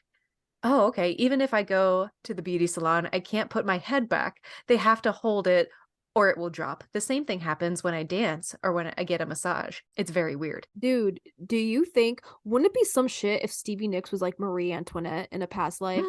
She was just like guillotined. Or if she was a witch that was hung. That was hung. Ugh. Dude. In that same year, the Cream magazine, again talking about her past lives, she says, "I think that side of your consciousness is sort of its own thing, and I don't want to bring that too much into this life. It's like a quiet inspiration." I believe in that, but I don't believe that. Because like I feel like we bring into our current life, where we are right now, we forget about all of that trauma that happened in the past life, but we're in this life because we have not yet learned the lesson of that past life. Right. Mine is patience. What's yours? So, I don't know. I know there's some shit, but okay. I haven't boiled it down to one word. Okay. It's a lot. It's a lot of baggage. I'm very claustrophobic. I don't know if that has to do with anything. No. Back to Playboy that same year, and she's talking about death. She says, "I'm not afraid of it at all, but I try to get as much done as I can because you don't know how long you're going to be here. That's why it's important that I type a page or two every night. See, I think you live on Earth a certain number of times until you finish, and that is..." what it is that you're meant to do here. That was kind of like what I was just saying. Like, we only reincarnate, or we only, I guess, rematerialize as another human being just so we can Figure it out. learn those lessons that we're meant to learn before we were sent back to the universe or become a star or like the astral plane or wherever it is we go once we learn those goddamn lessons. But it's like each lifetime that you don't learn those lessons, it's like banging your head against a damn wall, right? Just like, your spirit guides are like banging your head against the wall, like, why aren't you getting it yet? They're like, God damn it again. Yeah, I totally feel you, Stevie. I'm right there with you on that belief. Yeah, for what you're meant here to do. And then you go on. She says, I don't think I'll be back. Oh, don't say that. I think I'm done, Stevie says for that interview. I hope you're back. She goes on to say on maintaining her spirituality, it's not easy, but I can't do what I do if I don't retain some innocence and spirituality. You'd see a defined change in my lyrics if I became hardened. I'm not interested in existing on that critical level most people live on. Mm-hmm. In 1998, in Interview magazine, on why mysticism has always been a part of her work, she says, because having a little bit of the spiritual is ultimately better than having none. A long, long time ago, I decided I was going to have a kind of mystical presence. So I made my clothes, my boots, my hair, my whole thing being go with that. But it wasn't something I just made up at the point. It's the way I've always been. I've always believed in good witches, not bad witches, and fairies and angels. Yeah. And this is from cleverscene.com by Rex Rakowski. During the late 70s of Fleetwood Mac, she says, it was a huge money-making machine with limos and jets and drugs and crazy people all around all the time. That's why I really hated that time in my life, because the spirituality sort of went away. It has taken a while to get it all back. Mm-hmm. So she is very connected, and that just the drug and the fast lane really hazed that experience for her. I mean, I think we can all relate to that on some level. Like in my early 20s, I wasn't into all the drugs and all that, but like, you go to college and you go to parties and you drink probably more than superficial you should. Stuff. Yeah, all that superficial stuff. And I feel like our early 20s, our late teenagers, early 20s, I feel like we all kind of lose that magic that we were so attracted to in our childhood. And it takes going through your 20s and getting that all out of your system and coming into your own as an adult to kind of reconnect with that. And you're mature enough at that point to be okay with getting reconnected to that. So I completely get where she's coming from with that. Yeah. And some people don't ever go back to it. And that's just the path they're supposed to be on. You know what I mean? And that for that little blip of time in their childhood, that was what fulfilled them. And that's what's beautiful. Yeah. Yeah. In 1998, she told WEGQ FM Eagle 93.7 that I think there is definitely a God. I think there was definitely an angel with me all the way through the bad times, somebody keeping me safe. I feel very spiritual now. I really believe that God makes my music good. It makes me able to deliver it and makes me able to not look or feel 50. Oh, so young. I mean, there has to be some outside help. This can't all be happening on its own. And then lastly, she had this to say in 1998 to Billboard magazine. I am religious. I wasn't raised in, wait a minute. I wasn't raised in any religion, but she went to like a Catholic school with nuns. She left because she didn't feel like she fit in. So I guess her parents were like lenient about it. They weren't like super religious, but okay. She says, because we were always moving and I was a kid and didn't get involved in any church, but I believe that there have been angels with me constantly through these last 20 years, or I wouldn't be alive. I pray a lot. In these last few years, I've asked for things from God and he's given them to me. And there were things I thought were going to kill me and he fixed them. I was destroying this gift that God gave me and asked for help. Now I'm happy, even outside my music, and enjoying my life. Yay! I'm glad she was able to get her life on the track she wanted, and to be able to keep writing great music and putting out art that has resonated with so many people for so many years since. So speaking of, I guess, the people that it resonates with, we're going to talk about some tributes, some Stevie Nicks tributes, even some Fleetwood Mac tributes, and I keep saying tributes. I mean tributes. I'm sorry. I'm getting mush mouth now. It's starting to get late. We've been talking for like 4 hours, like something. Dude, like I know, and we're staying on task. Like this is all on topic shit. Are we gonna put all this in the final cut? I don't know. I mean, all my stammering and stuttering does not. I think it's all gonna go in. Okay. You take out the stammering, but this is a juicy conversation. one. It's a juicy girl. you guys wanted this. The patrons wanted this one. So we're going to talk about some tribute bands and events that go on to, I guess, just honor the rock goddess herself. We're going to start off with the Nightbird Tribute Band, which is a Texas-based Stevie Nicks tribute. I'm not sure if it's a Stevie Nicks tribute or if it's a Fleetwood Mac tribute, but the woman that I always see, I see them all over Instagram. That's where I kind of found out about them. But I really want to get her on the show and talk with her and just like Have pick you her reached out brain. to her? Not yet, not yet. Oh, girl.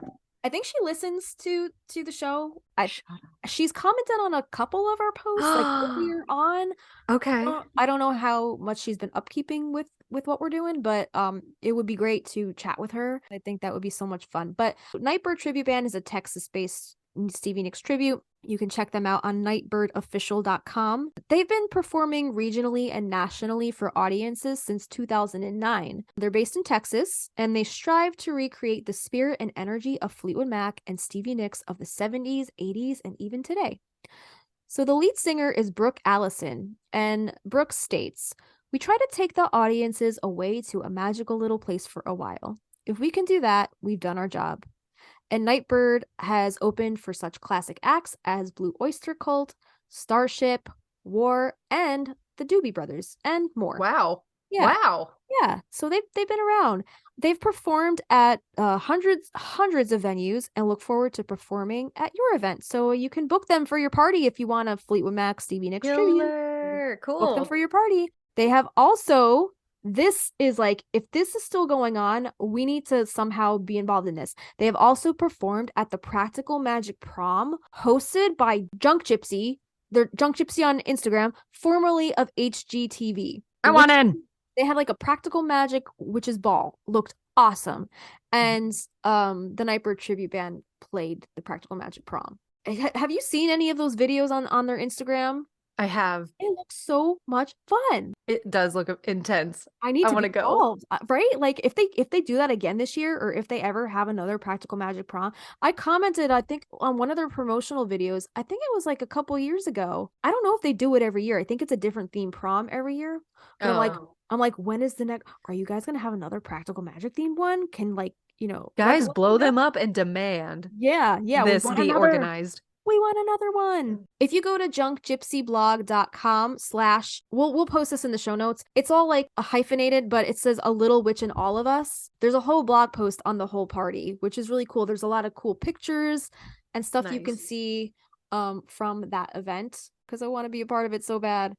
So that's it. So check out Nightbird Tribute Band on their website. Also, they have an Instagram. We'll link everything below. I would look for it, but I don't want to waste any more time. So then there's Tusk, which is a Fleetwood Mac tribute band, which is playing the Union County Performing Arts Center in New Jersey on May 19th, 2023. Are you going to go? That is the one I'm going to for my mom's birthday with my cousins that love Fleetwood Mac. Yeah.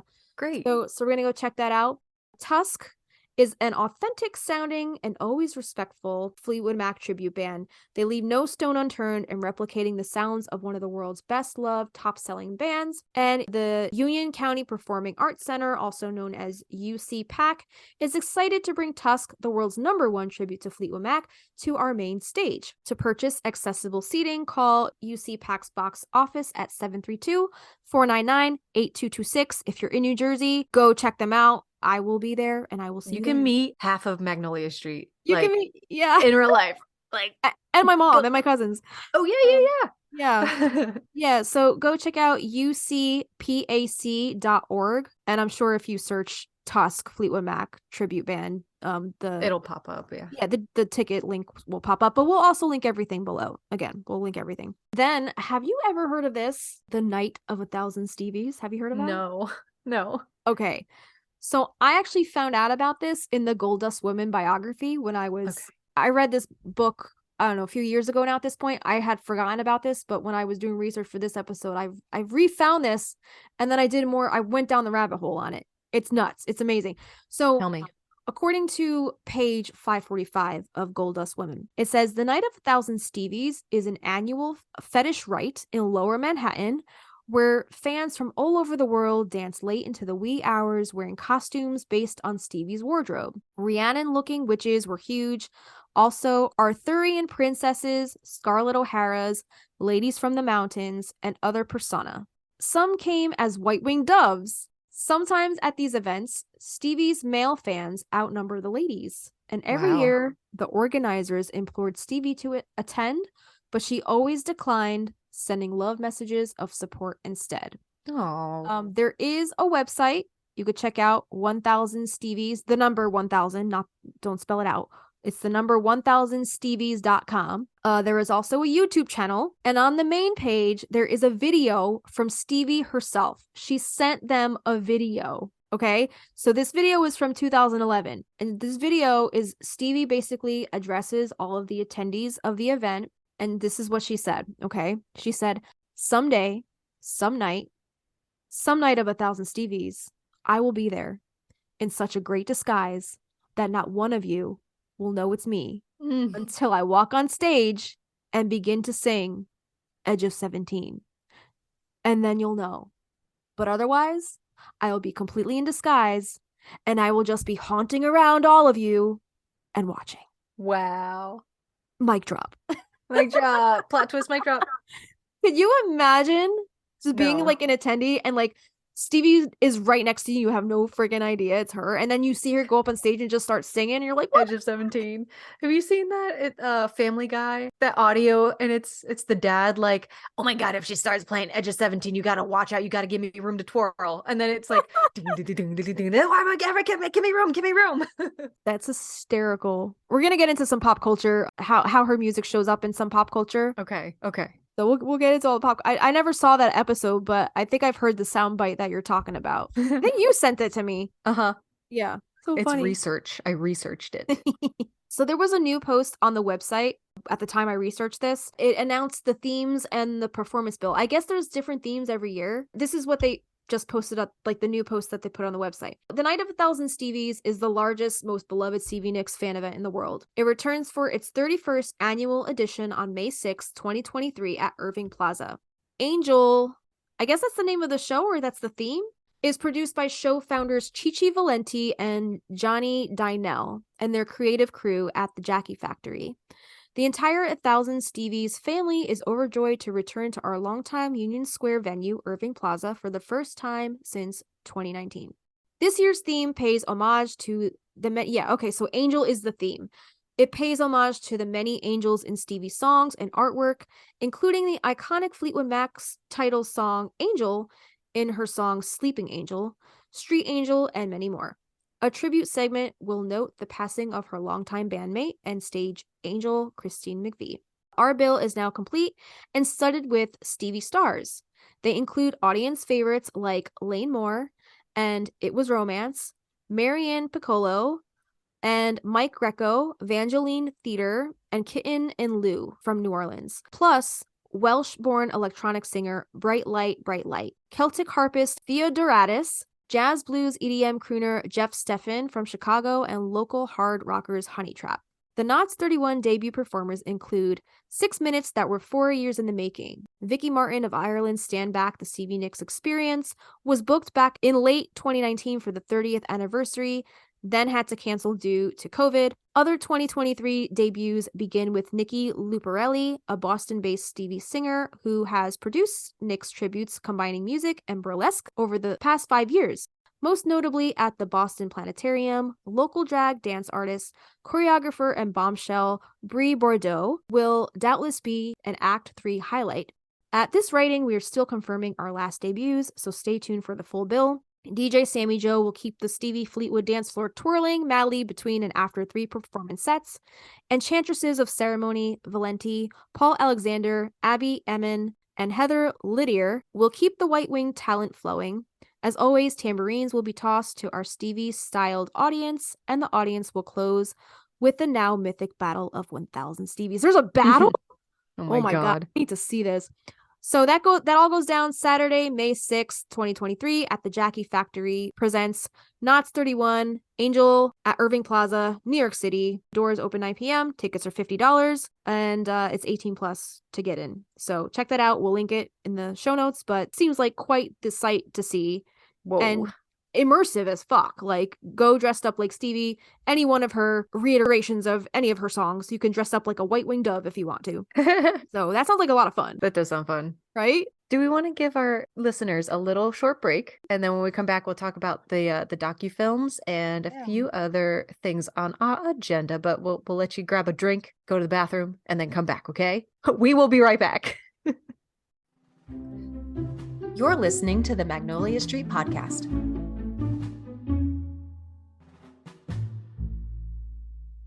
Dude, I forgot I was here by myself, and I walked out into a very dark house, into a creepy ass hallway, and I was like, we're turning on all these lights. Oh my God. That's scary. Right. That's so scary, dude. I've been sitting sideways this whole fucking time. Hey guys, welcome back. We're gonna have some pop culture stuff in this little segment. We got some docu-films we mentioned a little earlier. The first one we want to talk about is, which one came out first? I thought it was In Your Dreams. When did DocuFilm. Carrot come out? It came out after. It did? It did, but we'll go in order. We're gonna just jump around a little bit, but our notes are in this order, so we're gonna go with it.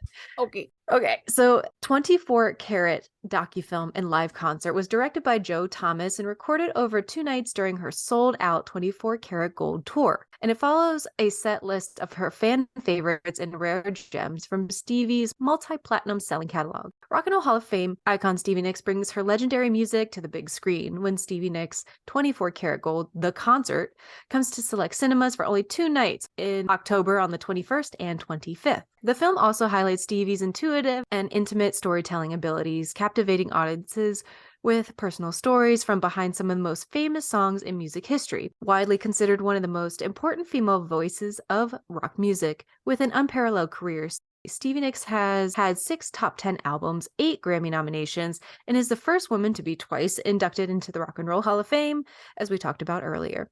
The concert is full of magic that Stevie brings to her live performances, an unforgettable experience that demands to be seen on the big screen. Did you see this? I didn't see this one. I didn't see this one. No, I saw that in Your Dreams that came out in 2013.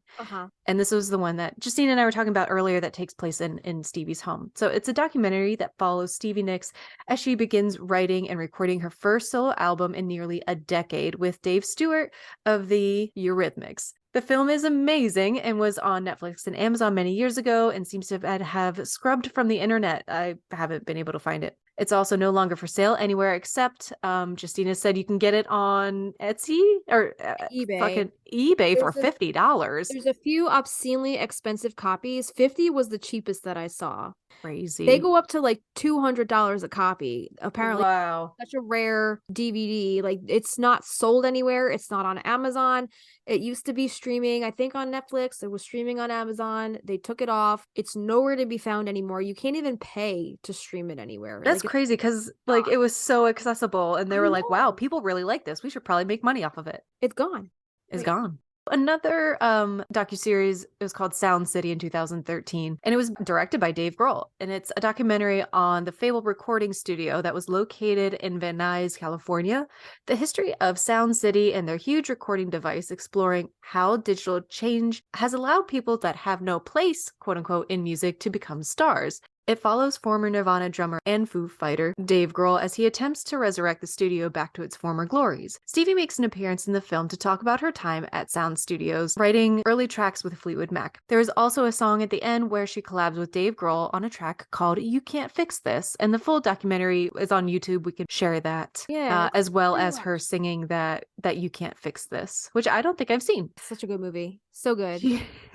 She and Oprah, apparently, at least she's part of Oprah's masterclass. I wonder if they're besties, but there's also a video of her on Oprah's masterclass. We can link. Yeah, she talks a lot about her drug addiction and stuff. She gets into some stuff on here. She went through some dark shit, but she came out of it, and it just shows like what a strong figure she is. And how important asking for help is and being open about addiction, and yeah, you're not alone. Yeah, I think in this masterclass, she said she had to have a gram of cocaine in her boot at all times. I've heard that. Yeah. That's what them boots was hiding. That's why they were so tall. That's why she needed them tall ass boots. I had the cocaine. So this next little bit, we're going to talk about her coming up in pop culture, like the films she's been in or shows. But one of the more recent things was the song Dreams experiencing a resurgence on TikTok with a viral video of a man riding a skateboard to work while drinking a bottle of cranberry juice. It's so sweet. He's just vibing out. And according to Billboard.com, that clip that started it all featured the skateboarding cruising down the road, taking a swig of cranberry juice straight from the bottle and lip syncing along with the 1977 hit. So the TikTok quickly spread across platforms with users finding comfort in the social media star's breezy nature and warm tones. And also, like, I noticed like a lot of other celebrities were copying him. Yeah. Yeah. It There became was even a video of Stevie doing the whole bit. She was putting on she roller, did. she put on Yeah. roller skates and she had cranberry juice next to her. It was really cool. Yeah. I think that's it so said like sweet. if you follow this article link, which we'll link in the show notes, on billboard.com, it goes into the whole timeline from the time the guy posted the video up until now. Yeah. And I think the band actually like helped him run this charity Oh, wow, that's great. or something like that. Like now, like they've been in contact. Like I guess they're helping him with something or other. But Amazing. what was his name? Dogface. His name's Dog Dogface. face. Yeah, DOGG face. And there's a picture of him on this article with a skateboard sitting on the back of a truck, and the back of the truck is just like loaded with cranberry juice. That's awesome. Stevie also showed up in School of Rock. So Stevie's song Edge of 17 is featured in the film starring Jack Black, Sarah Silverman, and Joan Cusack. Jack Black plays a struggling rock guitarist, Dewey Finn, who, girl, Tenacious D, coming back around. Coming You back know what I mean? around. Like, what the heck? Yeah. Who is fired from his band and subsequently poses as a substitute teacher at a prestigious prep school. And after witnessing the musical talent of his students, Dewey forms a band of fourth graders to attempt to win the upcoming Battle of the Bands. And he wants to use the winnings to pay his rent. So Joan Cusack plays the uptight principal, Miss Mullins, and there's a scene in which Dewey, who is posing as Mr. Schneebly and wants to take the students to a rock concert. He takes Miss Mullins to a dive bar and plays Stevie Nicks on the jukebox. Once Miss Mullins hears that beginning riff to the song, you can tell she's really not listening to Dewey anymore, and she kind of just is channeling her inner Stevie and starts reminiscing about when she saw Stevie in concert. And Dewey uses this to his advantage and brings up the concert, and she seems to be into it because she's obviously been overtaken by the spirit goddess of rock. Then they have a sing-along to Stevie, and it's unclear whether or not she's given Mr. Schneebly the green light, but he's planted the bug in her ear, and he uses Miss Mullins' own nostalgia listening to the Queen of Rock herself to his advantage. And we'll link that also. Yeah, the song in that scene was Edge of 17, just in case anybody was wondering. I forgot to put it in my notes, but Oh, okay. School of Rock actually went on to be, I guess, a Broadway production, and Stevie's music was included in the plot as well. Stevie actually performed her song Rhiannon live on stage with the cast of School of Rock, the musical, at the Winter Garden Theater on April 26, 2016 in New York. That's awesome. there's a picture of her performing on the stage with the kids in this article. Cute. So we'll link that below. It's cute. So Destiny's Child Bootylicious guitar riff. Bootylicious. Wait. So, okay, wait. So Destiny's Child song Bootylicious is a song that was recorded by the American group Destiny's Child for their third studio album Survivor in 2001. It was written and produced by Rob Fusari, Beyonce, and Falante Moore. The song contains a prominent sample of Stevie Nicks' song Edge of 17. It was released as a second single from Survivor on May 22nd, 2001 by Columbia Records. And Bootylicious was written and produced by Beyonce, Rob, and Falante, and was recorded at Sugar Hill Studios in Houston and Sound on Sound Studios in New York City. There are conflicting stories about the song's origins. So according to Knowles, Beyonce, what's her nickname? B? Beyonce? Is it? Is it really? Is Just it B? Beyonce? Okay. Well, that's what Jay-Z calls it. He's like, yo, B. B.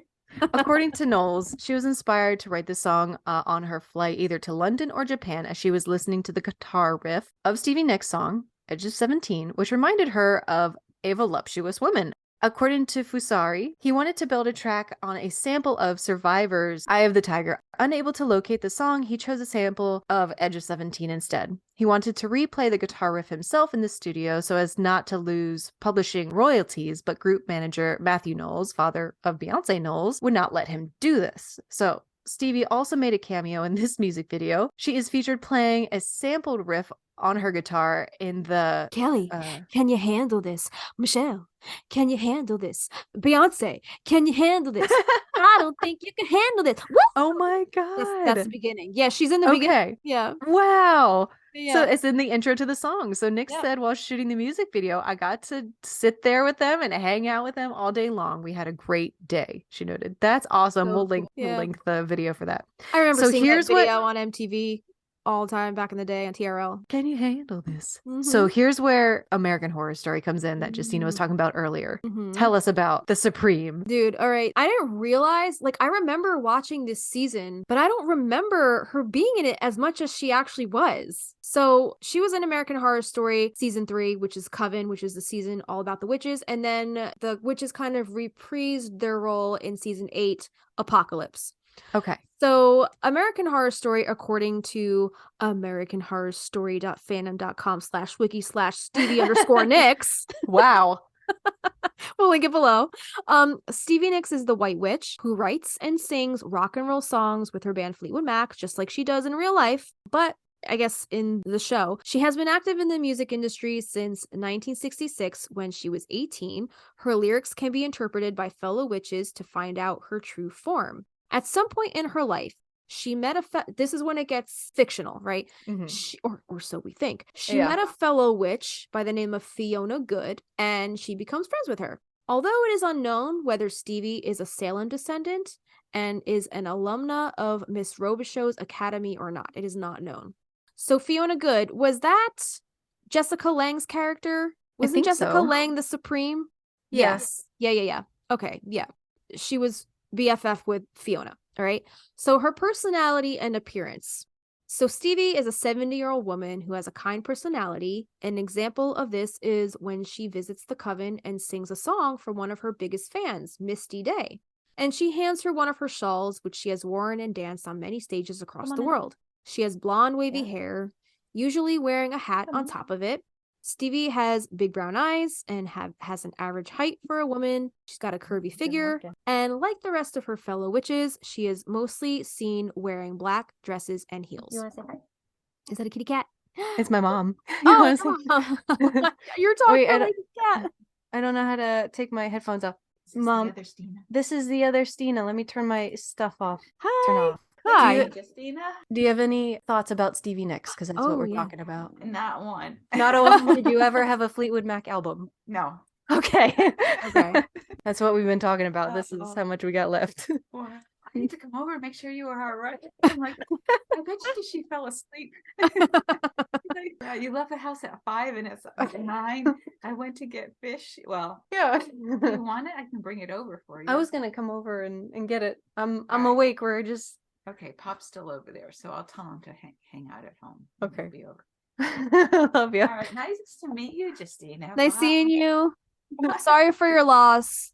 Oh, thank you. Yeah. Thank you. Sending my love to you guys. He was a very special guy to all, to us. I know. I've heard a lot about him from Christina. I won't shut up about him. Yeah. Yeah. Thank you. Yeah. Thank you very much. Yeah. Good luck with the rest of your podcast. I'm sorry I interrupted. Oh, it's okay. Do that. I love you. Sorry, I stole Christina from you guys. Once we get that's going, we get going. It's hard to shut up, right? I'm glad you're having fun too. Yeah. Bye, Ma. Bye. We're almost done, right? This is Yeah. we're wrapping it up. We're coming toward the end here. We're wrapping it up. We got to keep all that in. Yeah. It's funny. Go ahead. So she gives her shawls to Misty Day, who's one of her biggest fans. And this shawl that she has given her, she's worn and danced on many stages across the world with this shawl. It basically goes into just like her personality, and her appearance is basically the same that it is in real life, right? She's playing Stevie Nicks. It's Stevie Nicks playing Stevie Nicks. Here's where the story, this is the story. So Fiona, the Supreme, played by Jessica Lange, invites Stevie Nicks to Miss Robichaux's academy in attempt to out the new Supreme. So she visits Misty, whom she knows is a huge fan of Stevie, in her room, and they talk about the supremacy. Fiona tells her that being Supreme means getting fame and everything she wants, and then brings her down to the parlor to meet Stevie Nicks. So upon Stevie, who greets her, Misty faints. Fiona steps over her and kisses Stevie on the cheek, gloating that she won the bet that Misty would have passed out, and Stevie owes her $5. Cute. As the other students return to the academy, they come upon Stevie in concert playing Rhiannon while Misty twirls. After a demonstration of shawl twirling from Stevie, she gives Misty the shawl she has worn in concerts all over the world and wishes her luck in the 7 Wonders. Later that evening, Stevie plays Has Anyone Written Anything for You on the piano for a melancholy and exhausted Fiona. That's a really pretty scene when she's playing I that love her song. rendition of that. So pretty. Stevie always says, like in interviews, that she's not a musician, but whenever she could play the most simple melody on a piano and it will still be beautiful. Exactly. So the day has come, and in the halls of Miss Robichaux's academy, Stevie Nicks sings 7 Wonders, which is a Fleetwood Mac hit, right, from the 80s. I think it was Love on that their song. Mirage album. So she sings this while the individual candidates prepare in their own ways. Misty, Zoe, Queenie, and Madison descend the staircase, each in a black dress and shawl, and Stevie wishes them luck and leaves. So that was Coven. So in Apocalypse, this was season 8 now, Stevie later returns to the Hawthorne School for Exceptional Young Men after Cordelia calls her to cheer up Misty Day, following her resurrection. Stevie Whoa. Sorry, I didn't see that season. Oh, you're not caught up? No, I think I watched Hotel and that was it. Oh, okay. Were you planning Whoa. on catching up? I'm sorry for No, I ruining that wasn't. for you. Okay. You're fine. Okay. So Stevie sings Gypsy in season 8 and dances with Misty, who cries of happiness. Following Misty's resurrection, it was mentioned by Myrtle that Misty is gallivanting with Stevie. Her powers, Stevie's powers in American Horror Story is telekinesis. She uses it to open the door. In this mythos, Stevie Nicks is a natural born witch that has manifested 2 of the 7 wonders. One is telekinesis. One of the 7 wonders, the magical ability to move things with only the power of the mind.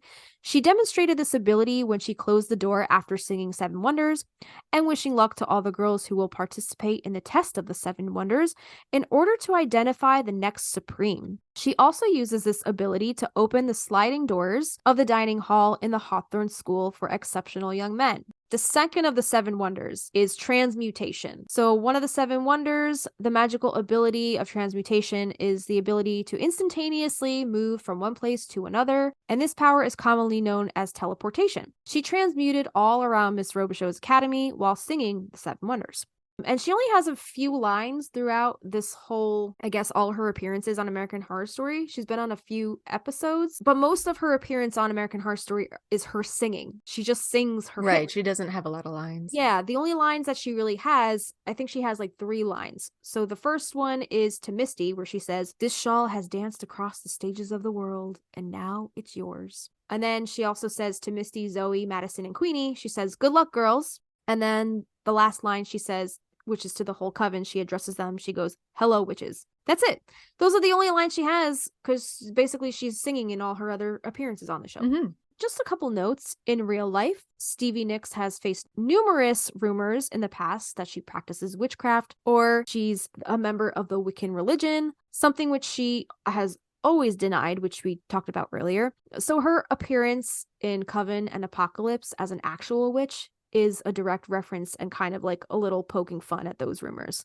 Stevie also goes by the title of the White Witch, even amongst former Supreme Fiona Good, indicating that Stevie is a powerful witch who uses her powers for good. And then Stevie also refers to her fictional persona as Glinda the Good Witch. Cute. I have linked all of the clips in which Stevie appears in American Horror Story, on top of a couple interviews about her experience filming. That's a lot of videos. It's a awesome. lot of videos. Like I said, I didn't realize she was in it as much as she actually was. She was in a few episodes of Coven and maybe 1 or 2 episodes of Apocalypse. I definitely remember her more in the first season she was in, but even Misty Day, like modeling that character after Stevie Nicks, awesome. I love that whole season was awesome. My throat is getting so I dry. know, you're doing really good. You loaded this episode down. And like, guys, I'm letting Justina take this because it's so near and dear to her heart, but mostly because I can't see and I can't read. But this is like very personal. And I want you to tell it because you know like names off the top of your head and you have more personal stories. You're doing a great job. I'll take the little Twilight part because I kind of mentioned it earlier. Yeah. I was a Twilight. I was a Twihard. I think that's what they call Were them. you? I don't know. You were Yeah, of Twihard? course I was. Oh yeah. Oh my god, So can I just say real quick, Molly does the best impression of Kristen Stewart. does she? Yeah. It's so funny. She was doing it today. She's such a weirdo. But anyway, go on. You Yeah, well, have to put that in. Stevie was also obsessed with the Twilight novels and wrote music inspired by them. And this is from the Gold Dust Woman book that Justina has been using on page 585.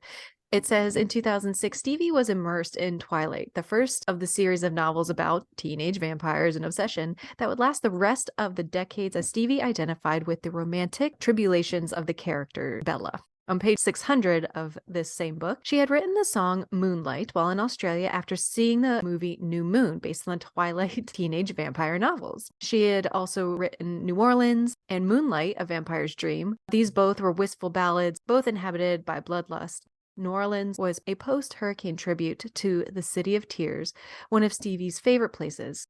Moonlight was more of a portrait of a beautiful, insecure, idolized lover than a thwarted romance that could never be. Stevie later allowed that she had lived in the world of the Twilight Saga for at least 5 years, and Moonlight was the song that came out of that obsession.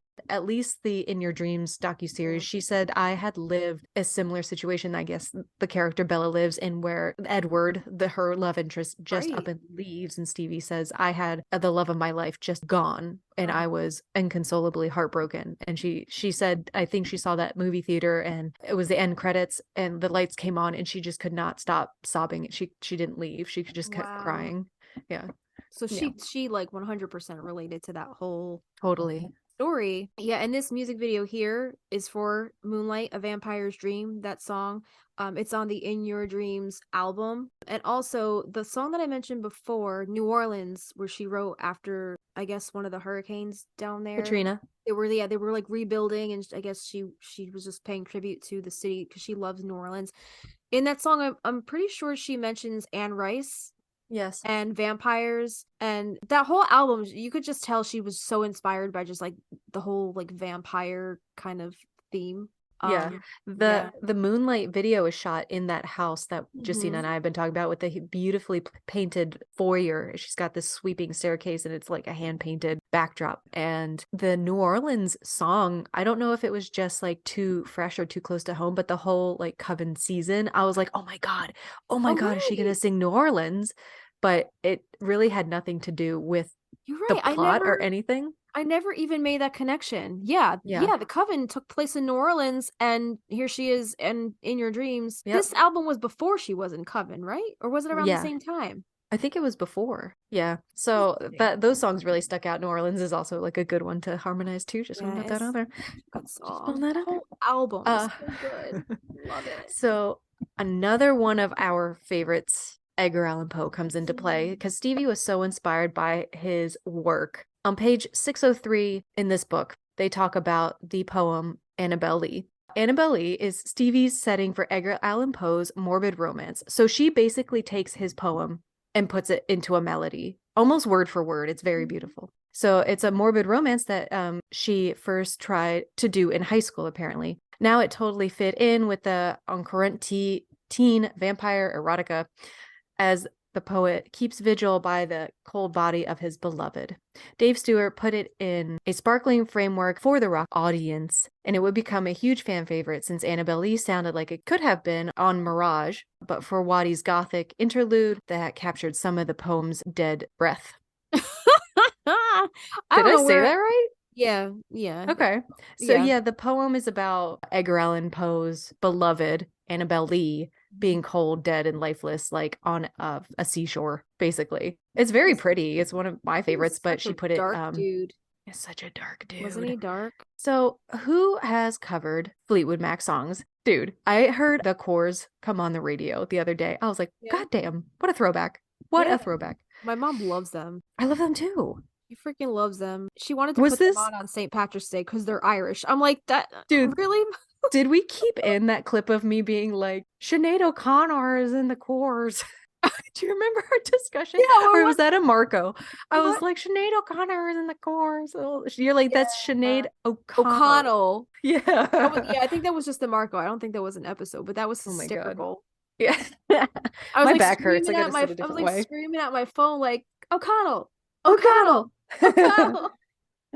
So the Oh, Cores okay. are an Irish group, but they covered Dreams. So the Stevie Nicks penned track From Rumors became a big hit for the Irish family group, the Cores, in 1999. And the siblings put their own Celtic twang on the song, and it peaked at number 6 on the UK charts. Florence and the Machine also did a cover of The Chain. How can you cover The Chain, you ask? Quite a number of artists have tried to put their own spin on the epic rock classic. Our favorite has to be the live version from Glastonbury Festival in 2010. This perfect tune for a summer day in the mud. I haven't seen that video.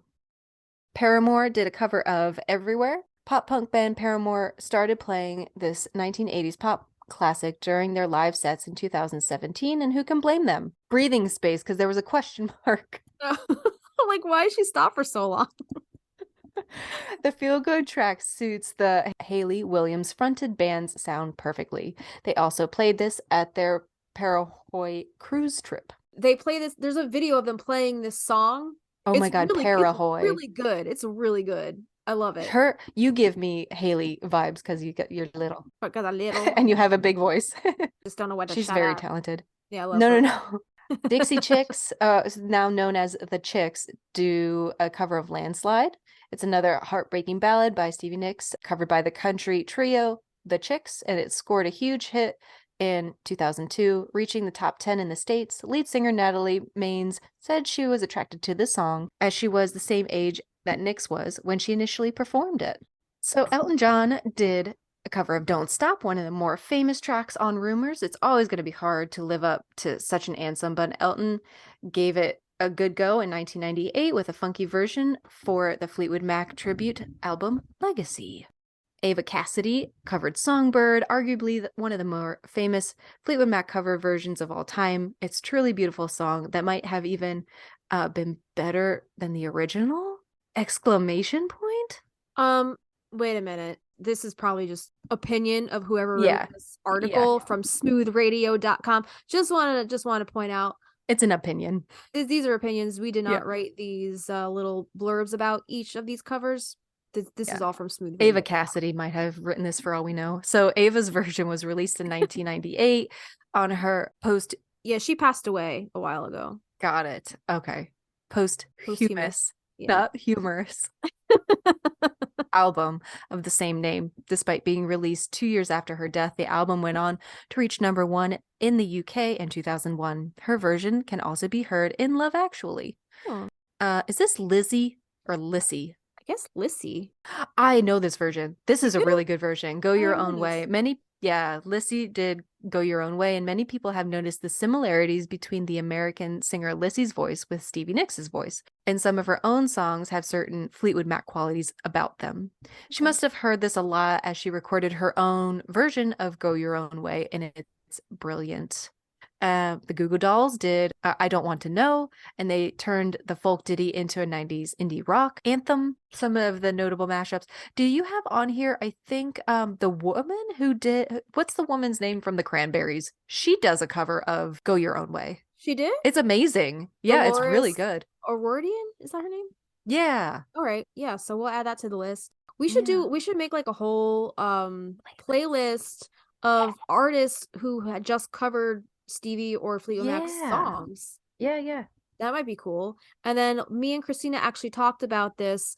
The next WMSR that we record is going to be dedication to Stevie Nicks, whether they're Stevie Nicks songs or if we want to do a whole episode on artists who have covered Stevie or Fleetwood Mac songs might be cool too. Yeah, that would be really fun. But yeah, and including like this mashup stuff I've never heard of. Yeah.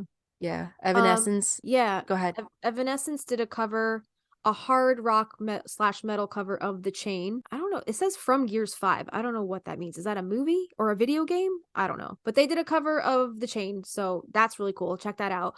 Miley Cyrus mashed up her hit single Midnight Sky with Edge of 17 to create a new Edge of Midnight remix. And this is probably my favorite mashup to date because Miley... This is the one you said you heard with Avi in the store, right? Yeah, me and Avi were in like Target or something, and we heard her song Midnight Sky, and then she started singing Edge of 17, and I was like, wait a minute, is that Stevie or is that Miley? Yeah. Like, I couldn't tell if it was just a mashup, like, or if it was like two songs spliced together, like her and Stevie. Like, I I can't tell because they sound very similar. They have the same tone to their voice. There was I think an interview Miley did with Jimmy Fallon, I think during the pandemic, and Miley was recording this song, and she actually asked Stevie if she could use the song, and if Stevie wasn't cool with it, she would like scrap it and like do something else. And Stevie was like, "You are more than welcome to use whatever you want." She's just like I guess like a fan of Miley. She's super supportive, and Miley Wow. made it a point to saying like all the older like generations of like rock stars are being very supportive and welcoming to like the up and coming generation of Wow. musicians. So yeah, she also said Dolly Parton, also another really cool one. That's her godmother. Yeah. That's her godmother. Which do you see that quiz that I put up? I did. Of, like, No, I didn't see it. Of you trying to convince me to listen to Miley's Backyard Oh, album. yeah. I Where saw the that guy's one. like, y'all don't know this, but Dolly Parton's actually her godmother. That's her godmother. That's her godmother in real life. So funny. But going on to the next cover, do you remember Lindsay Lohan in 2005 covered this song? Mm-hmm. No. Yeah, it happened, unfortunately. So Lindsay Lohan, believe it or not, recorded a cover of Edge of 17 in 2005. It was arranged and produced by ex-Evanescence founding member Ben Moody. Lindsay actually performed a mashup of her original song Confessions of a Broken Heart and Edge of 17 at the 2005 American Music Awards. It was around that time that Lindsay said she wanted to play Stevie Nicks in a biopic movie, and Stevie had quite the response to this. In an interview with CNN, Nicks was asked what she thinks about the Mean Girls star portraying her, I guess in like a biographical film, and Stevie said she's never going to. This was via the Huffington Post. She said, "That's never going to happen unless she cleans up her life and becomes the great actress I feel she can be. Everybody thinks I hate her, and that's not it at all." Nicks was even more direct in a 2009 interview with the New York Times via Huffington Post. When asked about Lohan playing her, she said, "Over my dead body." Wow. That's a hard And she said pill to she swallow. to stop doing drugs and get a grip, and then maybe we'll talk. Yeah. I mean, Stevie, that is so like close to her to see somebody else equally with as much potential to have that talent, but just throwing it away, on drugs. That must be so hard to watch. Yeah, exactly. So I only saw Lindsay perform this on the American Music Awards. I remember watching that show live. I watched her do this when it was happening. I remember seeing it on TV. I didn't know she recorded the song though. She recorded the cover either. So there is actually a recorded version of the song, which we will link it. We'll link all of this below. And then I wanted to mention this before when we were talking about Crystal. This is some shameless self-promotion. This is not recorded professionally. This is not on Spotify. You won't find this anywhere unless you're one of our patrons. I will post this on a Patreon. So some years ago, I did an acoustic demo of Crystal, which I would love to share over on the Patreon if anybody would like to hear it. I want to hear it. I will be there. Yeah. Cool, dude. Oh, yeah. Check it out. And then we're going to end this on some famous Stevie Nicks collaborations. One of her most famous ones, Tom Petty and the Heartbreakers. Stop Dragging My Heart Around, right? That's it. Don Henley. Leather and Lace. Ooh, is this going to be quiz time? Dave Grohl.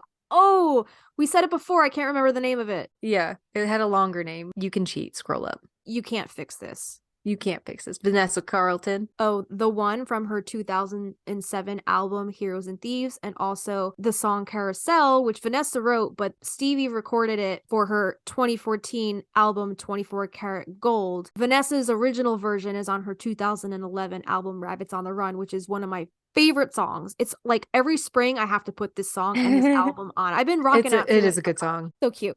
Sheryl Crow. Well, that's Sorcerer, right? On the Trouble in Shangri-La album, and then you have the one from the Practical Magic. If you ever did Believe, did we say she was on Crystal too? I think there was one more. I don't remember. I think she did backgrounds on Crystal, maybe. Yeah, Chris Isaac. I don't know I don't know that one. Maroon 5. Don't know that one. David Stewart. Her entire In Your Dreams album. Yeah, David Crosby of Is That Crosby, Stills, Nash? I don't know the rest of these. Kenny Loggins. What song? Hold on. What song? Kenny Loggins, Stevie Nicks. Whenever I Call You Friend is the name. Aww. Lana Del Rey. Beautiful People, Beautiful Problems. And Leanne Rimes. Borrowed is the name of the song. I think we should do either the covers and the collaborations. That would be a good WMSR episode. Yeah. Yeah, I let's agree. do that. What'd she do with Maroon 5? Hold on. Maroon 5, Chris Isaac, and not David. Yeah, just those two. Maroon 5, she collaborated with them on a song called Remedy. Okay.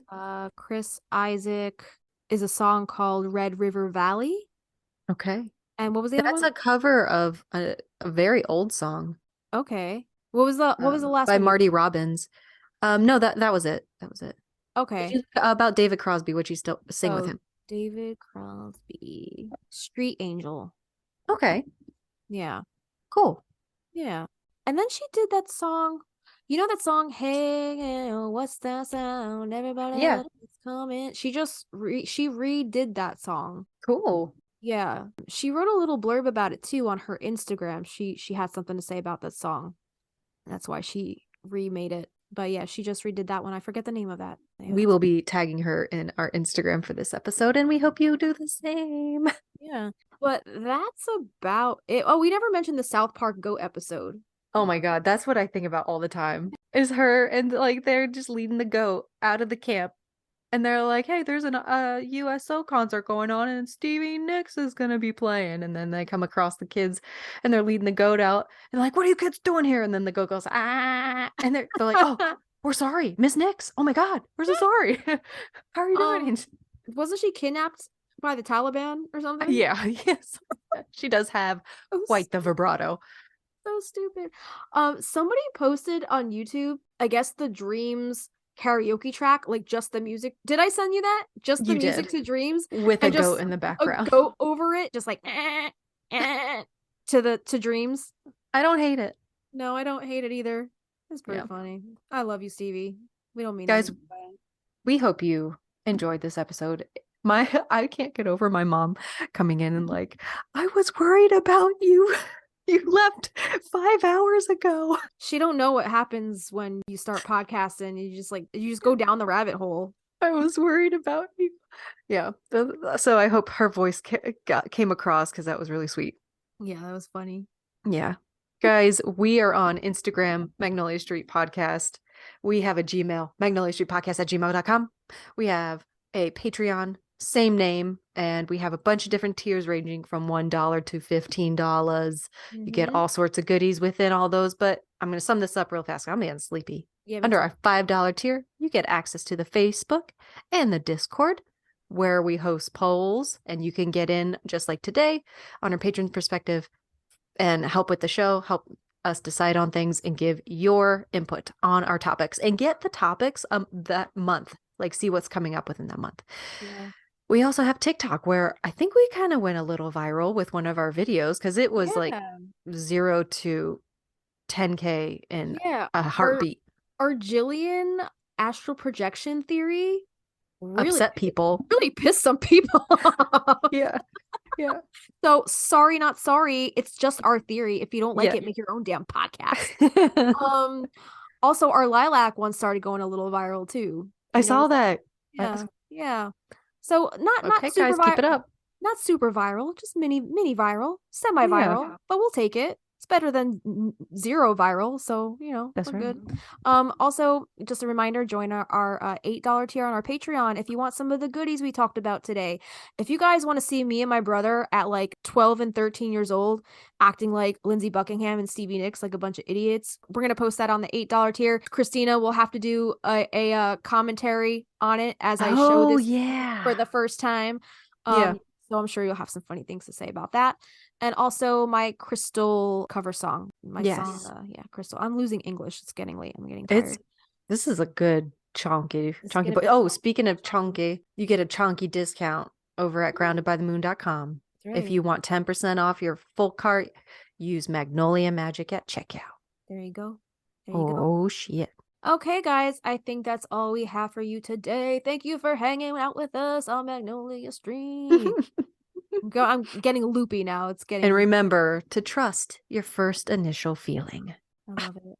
I'm Christina. I'm Justina. And we'll see you next time. At that house down the street. At that house on Magnolia Street? Would you go down to Magnolia Street where the wisteria grow out?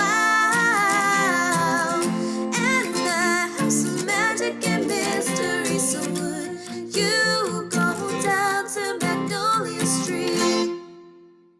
Damn, I'm so girl. tired. Damn, Gina. Damn, girl. My throat hurts.